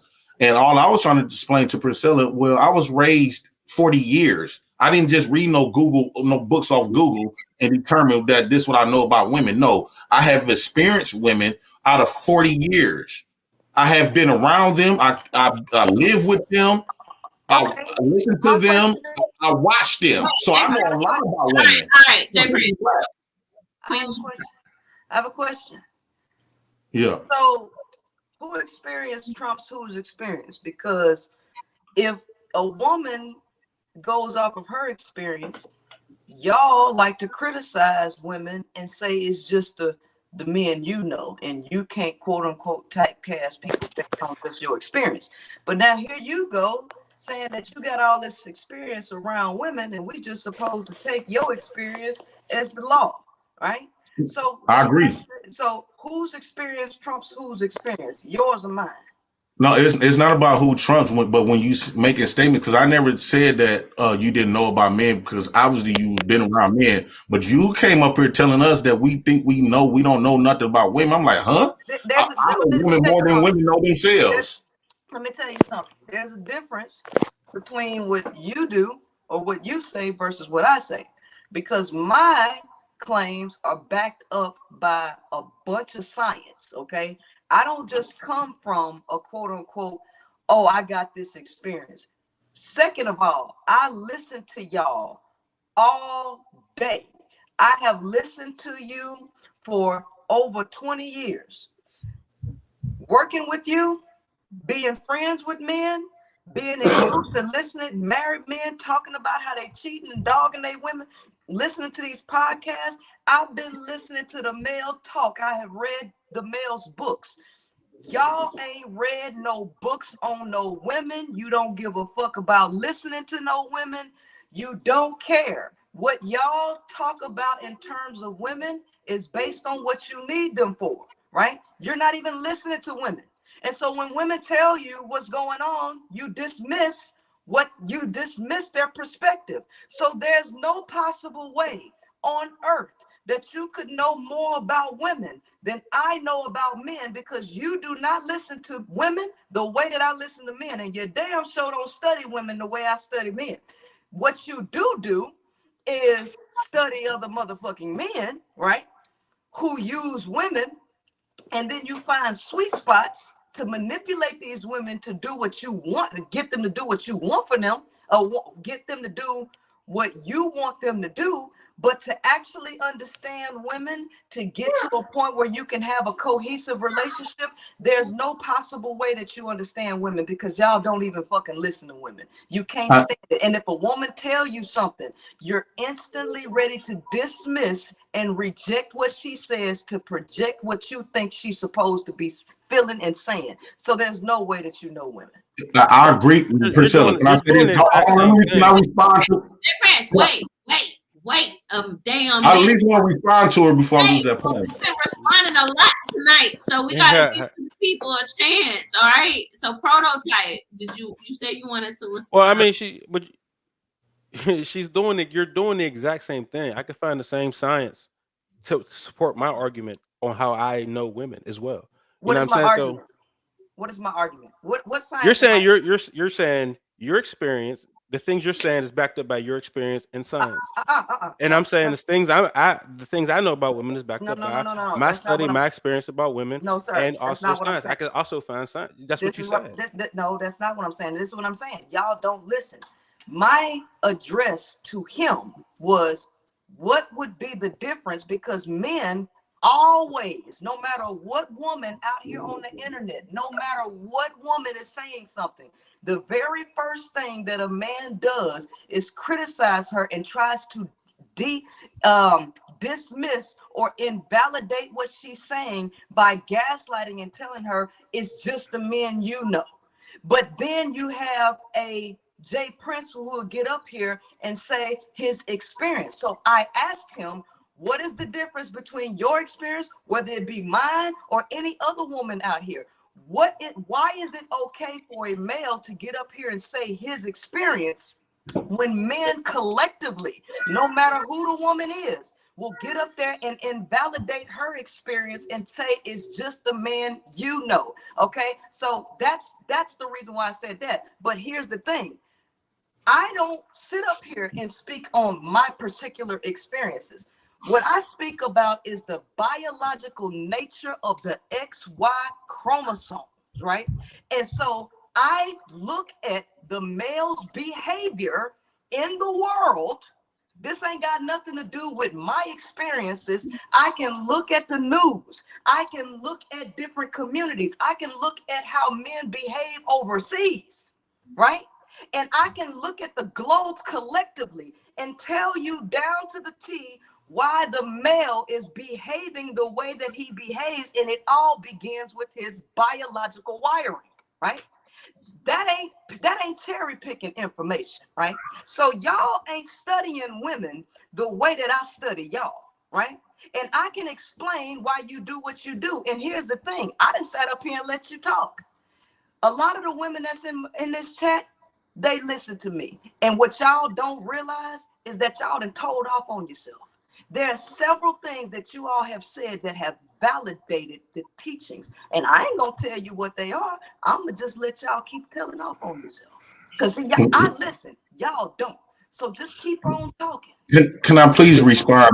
Wait, Jay, come on. Can I ask a question? I have to respond so we get clarification. There's really nothing to respond to. Like, to be honest, I respond to the question? Leonard, you don't make no. Say that again. I said you didn't have. Oh, it's a Leonard thing. Well, no, I'm saying because I mean she has her perspective, right? And whatever she say to her is golden. You know what I mean? So that's how she feels about herself, right? And that's okay. And like I said, my perspective is mine. You know what I mean? So I don't think she's going off of perspective. I think she said that she's done. She's not a fact. But I'm. But she's. Like science said, is not a fact. I can also have backed up science by how I feel and the things I'm saying about women. I'm also just as well traveled. You know what I'm saying? So I've looked at women across the globe. Like, you know what I mean? So you're not saying anything outside of what we could do on the other side. But I mean, isn't that kind of I'm not really saying it's not about the chat, and it's, like I'm not trying to change your mind. That's not what I'm trying to do. I'm just saying that you're projecting the same thing, just the other way. It's the same. No, it's not. And I mean, you can sit here and say it's not. No, it's not, sir. You don't even know what I do, right? You don't even know what the science is that I'm talking about, yet you're making a claim based on total ignorance. So what is the point of trying to explain something to somebody who is already, which is what y'all do. This is what you do when it comes to a woman. Y'all invalidate everything, and it's always a battle and a war. Let me tell you something again. You all have confirmed from your free talking the teachings that I have told women about the male psychology. All of you have confirmed it with everything that you all have said. And you might think that you're saying something that is totally different, that sets you apart, but you have not. All you have done was confirmed what I have taught about the male psychology, which is drastically different from the female psychology. And you all have no comprehension or any ability to figure out what it actually is. You know why? Because you all are more concerned about talking about your perspective. Hey, this is B. Taylor's show, so she don't even count. I'm the only female up here. Every time a woman starts, every time a panel, the first people that run off is men to talk, and y'all just dismiss everything. And that's why I say, you know what? It ain't even worth trying to communicate with men because y'all don't listen. You ain't asked me one single question about any specific science. You just go off. Not to. And just, I know who you are. I've heard you. Sir, you're talking directly to me. I don't know you, but you're making. No, that's cool. I'm not. Right. So if you're gonna say anything, at the end of the day, you have to speak facts, because if we ain't speaking facts, then what we doing? We having a piss match. So what you could do to make this a more quality conversation, if you say it's the same thing on a different end, give me something specific that I say that you can say is cherry picked, so that you can make your claim and make it. But you ain't picked out nothing. You're just saying that. You haven't picked out a single thing. So tell me exactly what I have said about men that's a cherry pick thing that you can do to on your side from the other side towards women. Tell me. Everything. Okay. So everything you said, like the studying, the looking at different women from across the globe, that's all you said. I've studied. You haven't studied. You said you haven't studied men. You haven't studied women like I've studied men. That you don't know. You don't know what I do. Sir, you said you've heard me before. So tell me something that I have said scientifically that I've pulled research from on one of my shows. You've heard me before. I've heard you. So tell me something specific that I have said that you can claim is a cherry pick. Is men incapable of love. I don't have like notes for you. But men incapable of love. I don't have notes for you. Of course you don't. So the whole point of what I'm saying is in this conversation that you're having with me, instead of basing it on facts to just make a claim, where you're just doing this and I can do this, you have not said something definitive of what I've said to even make that claim. So now we're just pissing in the wind. And I'm not the type of person to. But that's exactly what I'm saying, though. We're having a pissing contest for no reason. Oh no! Because this is not listen, sir. There's only one female up here outside of the show host, baby. It is 5 males up here. If anybody is having a pissing contest, it would be the males. It would be the males, okay? Because so ain't no pissing contest, because I'm not trying to reason with men. I don't even reason with y'all. I let you think. I just let y'all talk. And then I just go back and show women exactly how you think out of y'all own mouths. So that's the part that you don't understand. I let men do the fucking talking. So Priscilla, when you say, wait, hold on, because we come on, B-Taylor, what you mean? Hold on, I can't respond because you've been responding all night. No, because she said something that needs clarification. Taylor, I did just want to ask the Queenmaker. All I heard was you tonight, and I appreciate your like input, but sometimes I don't get to hear other people with excursions and to come up because they can't say nothing. So Berserk was trying to talk, and we ain't heard barely nothing of what he said tonight. So I'm just trying to facilitate, you know. Berserk, did you want to give commentary? Oh, thanks. I was just I wanted to ask the Queenmaker some questions, but like not to say it's anyone else's fault, because if I wanted to say so, I guess I should have been more assertive earlier. But yeah, I actually have been waiting to ask her some questions. So I was just gonna ask like I was just gonna ask like about, so what's the relationship between nature and nurture in her relation in her research, as far as she said like reference something about male biology with like XY chromosomes. So I was just curious, like what's the nature of like nurture versus biology in that research? So like how much of male behavior does she think is like nurturing? Like for example, I would say that like a lot of what you would call like misogynistic behavior in males is nurtured. I don't think that's necessarily innate within male biology, but I was just curious what she said about that. I've actually answered this question before, and I would say it's 75-25. I would say 75% biology, 25% nurture. Okay. When you get into nurture, you get into the sociological structures that alter the environment, that impact a person's psychology. But what you're also dealing with is placing things out of natural biological order. And when you place things in an unnatural biological order, you also impact the psychology there.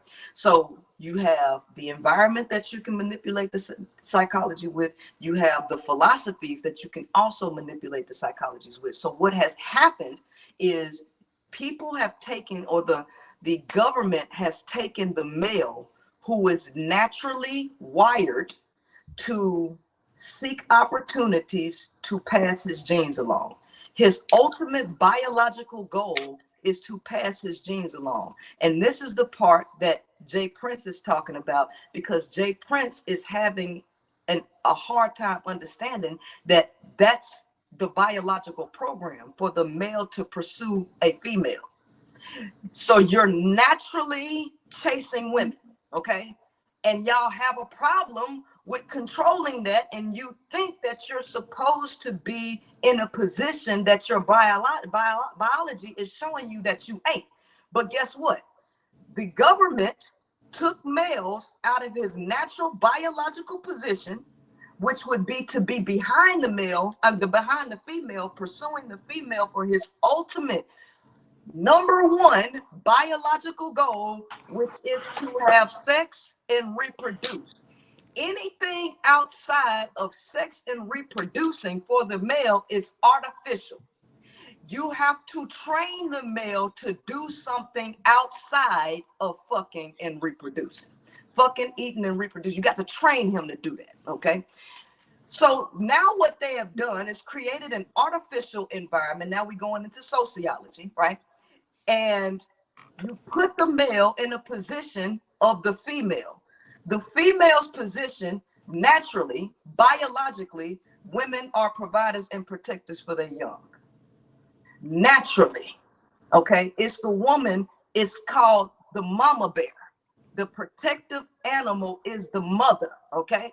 So what happened is they took the male whose biological goal is to risk death, okay, to try to pass his genes along across as many females as he can. They took that person and put him in a position of quote unquote being the head of the household and artificially manipulated the environment, created jobs, created fiat currency, and created a concept called marriage, which required law enforcement, legislation, and everything to facilitate, which means when you have to do that, you're going anti-nature.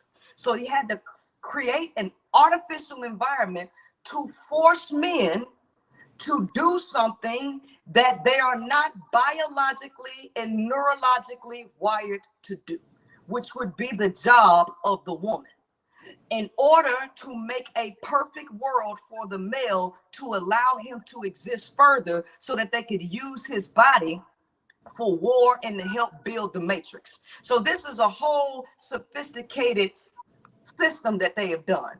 Then they took philosophy, mainly religious philosophy, which comes out of the nature of a male. These economic philosophies also comes out of the nature of a male. And they made the male believe that God was in the image of a man. And so they programmed him with a bunch of religious lies. So this is where the 25% nurture comes in at, because now the nature of the male needs controls. The nature of the male requires discipline. Well, what happens when you put a male in a position of authority and freedom with no discipline and no controls? You create a monster who does not have an internal moral compass to control his own behavior, because the natural governor, the natural leader, you put under his feet, which is the woman. So now the male at the top just allows the male at the bottom to move recklessly and get all of his needs met off of the number one producer, which is the black woman. So this is how you destroy the nature of the male. So what has happened is you have male nature exacerbated. The male is not running on a program that makes him fuck, okay? That is artificial. That's his biological genetic code. That's his program. That's not human. That's not humanly created. That's in him before he even get here. As soon as it's XY, that's his program. Once he comes out into the world, there's another program called a philosophical program that is working on the psychology. That program is the nurturing part. The problem is that the male's nature or society has been cultivated around nurturing the male's nature, facilitating the male's nature, which has blown his ego totally out of proportion, which has made it a problem for the entire world. So when I say it's the male's nature, we're dealing with a 75% biological behavioral pattern mixed with a 25% mental manipulated nurturing behavioral pattern. Because see, now women have been programmed to nurture the dysfunctional behavior of the male by coddling the male, because they put her under his feet. So this is a very sophisticated, system and structure that they have put together that it don't make no sense to talk to a male about, because the male is about getting his needs met.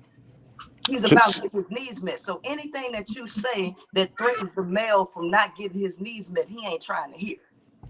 So okay. Just one out of consideration for you guys this time, just one more follow-up question, if you don't mind. Mm-hmm. And by the way, I'm kind of new here, so I'm not like, if it seems like I'm asking questions like you've answered or stuff, that's because I'm new. I'm sorry, I don't mean to cause you to have to like repeat stuff, but so like the follow-up question is, what about, so if male's purpose is just to like, smash as many women as possible, spread genes, it kind of reminds me of the Richard Dawkins book, The Selfish Gene. But so if that's just the purpose, though, like what about the difference in like different primates and species, as far as like even in nature, not all animals are like polygamous, some or like polyamorous. Some animals are like pair bonding species and monogamous. And there are some scientists that would classify humans as like monogamous pair bonding primates. So what's your view on that? Do you agree? Like, less than 3% of animals are monogamous, and humans are not one of them. Because if humans were these monogamous creatures, we would not need law enforcement, or legislation to try to force that. Nature is the path of least resistance. This is the part that people don't understand. Nature is the path of least resistance. What is the least resistant behavior of humans? Polygamy. You have to try to convince people to stop, quote unquote, cheating. You have to tap people's phones and monitor what they're doing. Humans are not monogamous. Because being monogamous means to pair with one partner for life. That ain't humans at all. I agree. Yeah, it doesn't go like that on the male or the female side. Correct. I seen it all. That is correct. So yeah. Humans, male or female, are not monogamous. The problem is we're trying to force humans to behave in ways that are anti-natural. And humans are struggling trying to do this. Men are struggling trying to perform the duties that were actually biologically meant for women to perform. Right? They're biologically and neurologically meant for women to do. But the only reason that men will not let this idea of patriarchy go, because it strokes his ego and tells him that he's eternally needed and that he's the king and the head of the household. Because of that, the male is willing to allow this system to destroy him. There's a reason why men are committing suicide, and it ain't because of women. It's because the system puts a bunch of pressure on the male to behave and perform in ways that are not neurologically and biologically meant for him to perform. Not only that, they have kept women totally out of the knowledge of the biological and neurological makeup of the male. So women believe in a fairy tale version of a male that ain't y'all. And so she inadvertently puts additional pressure on the male out of ignorance. So the male is crumbling under all of this pressure, causing him to commit suicide. But the male will not accept patriarchy as the problem. He rather points the finger at the woman when it ain't her fault either. It's the people who created this shit and lied to all y'all. Can I please ask a question? Wait, no, because Berserk is the one that is new here, so we gotta respect his time. Jay Prince, you done talked enough. Let the I mean, you said some stuff that you kept mentioning my name and some stuff that I said, and I just want to respond. Like, I understand what's all this little fishy stuff going on. Like, you don't have a conversation. That's against the conversation. I know you're excited to talk to Princella. I promise you. You don't have to do all of that. We just having a convo. You mentioning some stuff that I said, and then all I did was just let this man talk. You done talk enough. Let him talk. Damn. So, Priscilla, when you say you did, no.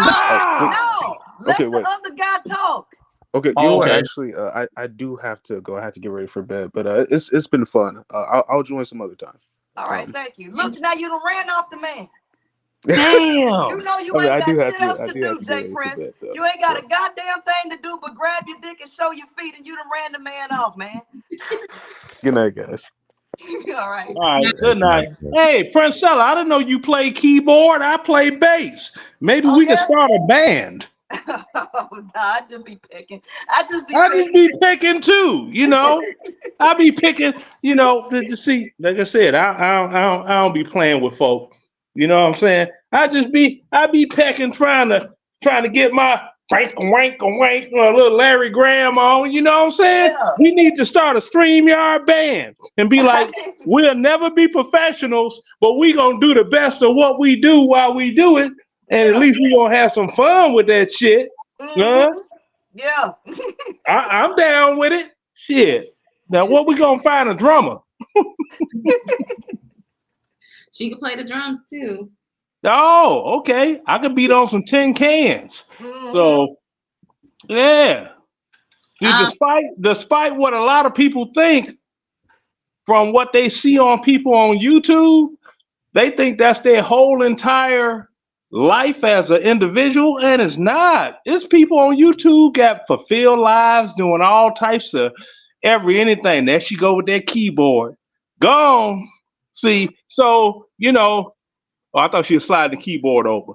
But I gotta go, btaylor. It's people. They got stuff to do, and they enjoying their life. Because I know I'm enjoying my life. Terrence, did you want to add anything? I know you've been sitting so patient and quiet, and I really appreciate that. Yeah, I think P just said a lot, right? I've been following her for a long time, so a lot of that sound like preaching to the choir type stuff. But the 75-25% to include being indoctrinated with be right back philosophies that are inaccurate, right? That go against our nature, right? That go against our to benefit the mind, so to speak. Right. So with that being said, when we look back in history, right, and we look back at our culture specifically not being a warrior type people, I don't think that it was any issues with men or women leading, depending on whatever it was they were the best at, right?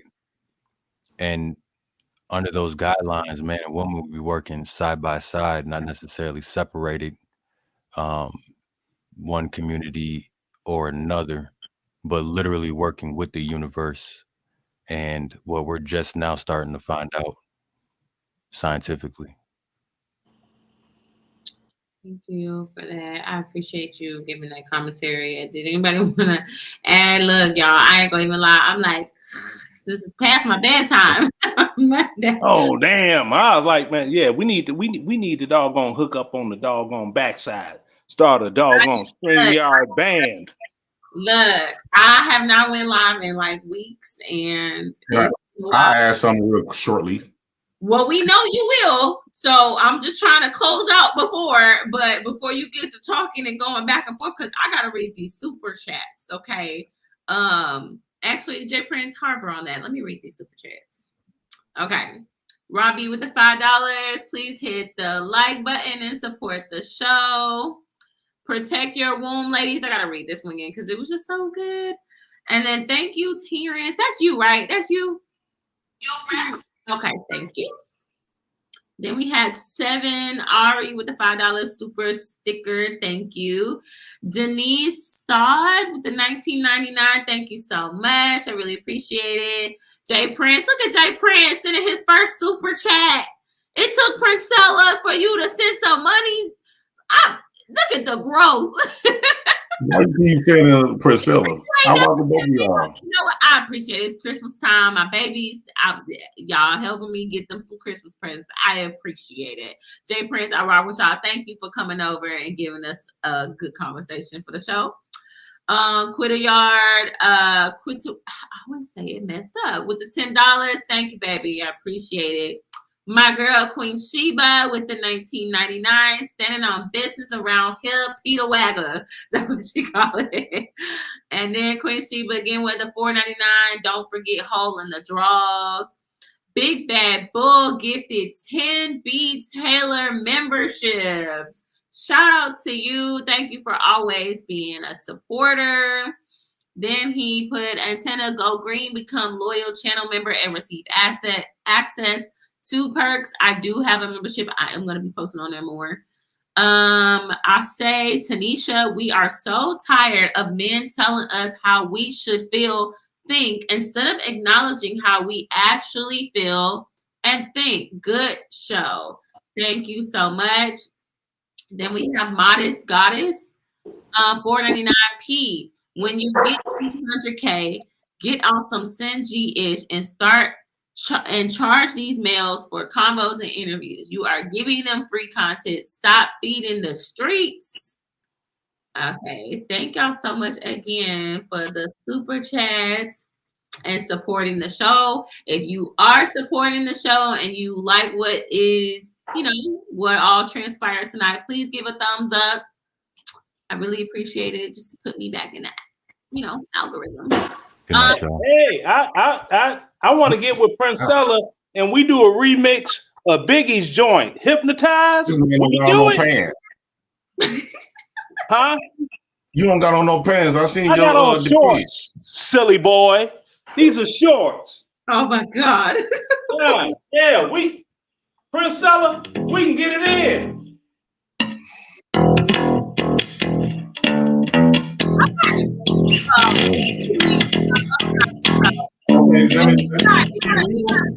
You're gonna bring us out.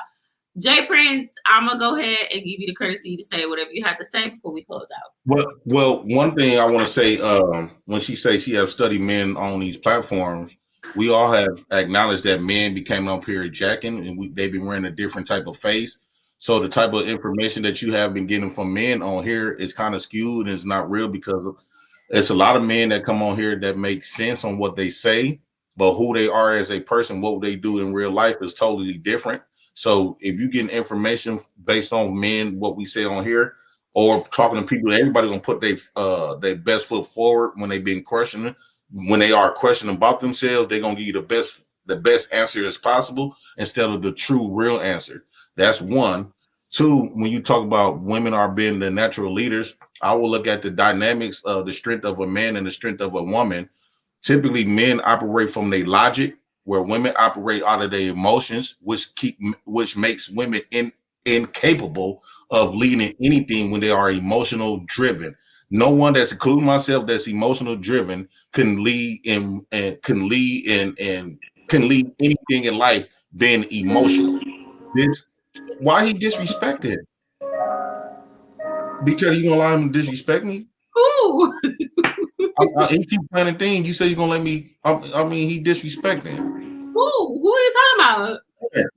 I'm trying to have my last little talk. He ain't mute. He keeps trying to play a band song.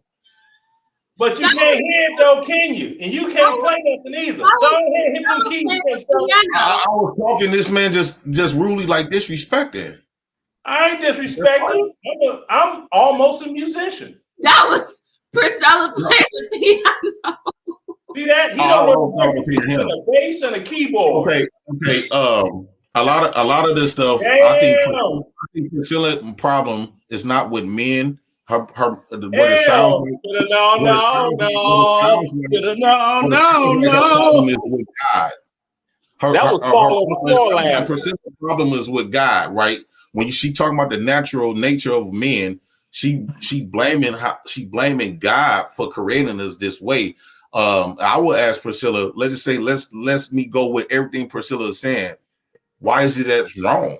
Why is it wrong? Because it sounds like you're trying to emasculate us black men.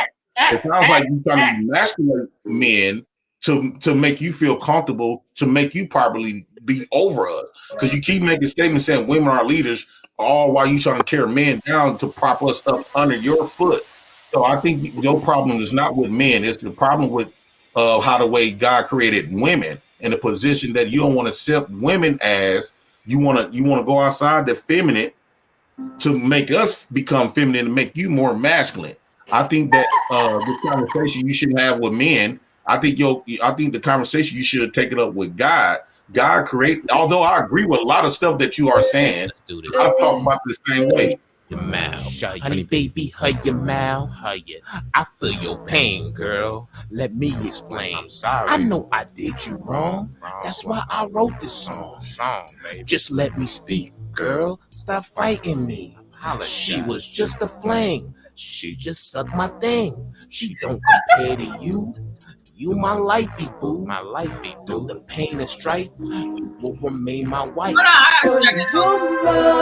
Baby, won't you hug your mouth? Hug your mouth. Baby, won't you just be quiet and let me speak my piece? Baby, won't you shut your mouth? Shut your mouth. Baby, won't you hug your mouth? Hug your mouth. Baby, won't you just be quiet and let me speak my piece? Flint Flossie. Look, I had to do it. I had to do it. Hey, Rod, you done pulled up at the end of the show. I was waiting for you to come up, girl. Sorry, I was doing some homework and some things done. Hello, everybody. Hey, Priscilla. Hello. Hey. Jay Prince, now you know you was up here acting the daggone fool. I'm on a whole YouTube break this week, and I came up here. If you don't stop telling this lady that she want to be over you, I mean, I don't think it could be more clear. She ain't remotely prophesied. Yeah, Jay Prince can't be mad. I done gave him so much time to talk. He basically, like, once he got up here, it was like the Jay Prince show at that point. Like, he could not, like, baby, hug your mouth. Like, just, it's late at night, and you just, P is playing the piano. Lennar is playing, what is it called again? It's called a bass. But then again, we can always go here. I got jokes too. Stop. Hammer time. He was playing your bass. I was like, all right, Jay Prince. No, this was a good Hammer show. time. I appreciate everyone that pulled up. I appreciate the super chats. I appreciate everyone who commented. Oh, shit. I'm having a whole lot of fun, y'all. Y'all just don't know. I see. But, P, did you want to say anything before we close out? Rod, did you want to say anything? JP ran once I started playing the music. I can't. First of all, this live was lit. I just came up to show some love, especially when Lennar just sit there and stand up and fall on the floor, falling out laughing. Baby, I was done. Priscilla, you did good because I was ready. I was waiting for you to go ahead and go off and bring them down to the side. They're bringing on themselves. Jay Prince, no hard feelings. I let you have the floor and you was talking over everybody. I'm tired. And you just kept going and everybody was tuned out. So I just had to wrap it up for everybody and just sing a little song for you. Okay, baby? You don't take it personal. Don't take it personal. That can we go out with me and Priscilla doing a doggone Hypnotized Biggie remix? You know what? This is the thing. These men love some Priscilla. They love them Priscilla. They came up here, the Priscilla. Jay Prince came up here cheesing, smiling. Could somebody take a screen grab of that smile, that $1 million smile he was giving Priscilla? You got Leonard. I don't know if it's Leonard or Lennar. Which one is it? Don't matter. I know who you're talking to. When she put at that keyboard, I was like, uh-oh. Time for you to plug it up. What? The Black House Band, Lennar. Jay Prince, get out your feelings. Hey, Jay Prince ain't all over the place at all, so knock it off. All right, I'm gonna put you on mute, baby. Love the show. I'm glad y'all enjoyed it. I'm gonna have to go. I'm going live again on Friday. I'm gonna have an attorney come and get these bandits together. I had made some comments about marriage, and even Cynthia G joined in on it. So I'm gonna be reading those comments in the future. So y'all stay tuned. If you haven't subscribed, please subscribe to the channel. Y'all all good with me. I'm not a hater like some try to portray. Well, we appreciate you. You get them triple trash bag dusties that are not middle class men. Ooh. And they got issues with me. And I'm like, really? No, because I'm like, I show my FICO score all the time.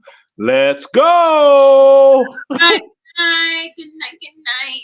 Good night. Good night. Good night, everybody. Thank you, Rob, for coming up again. Thank you to everybody who joined. We are out tonight. I gotta go and cake on the phone before I go to bed. But yeah, I'm glad y'all enjoyed the show. Thank you so much. Until next time. Bye, guys.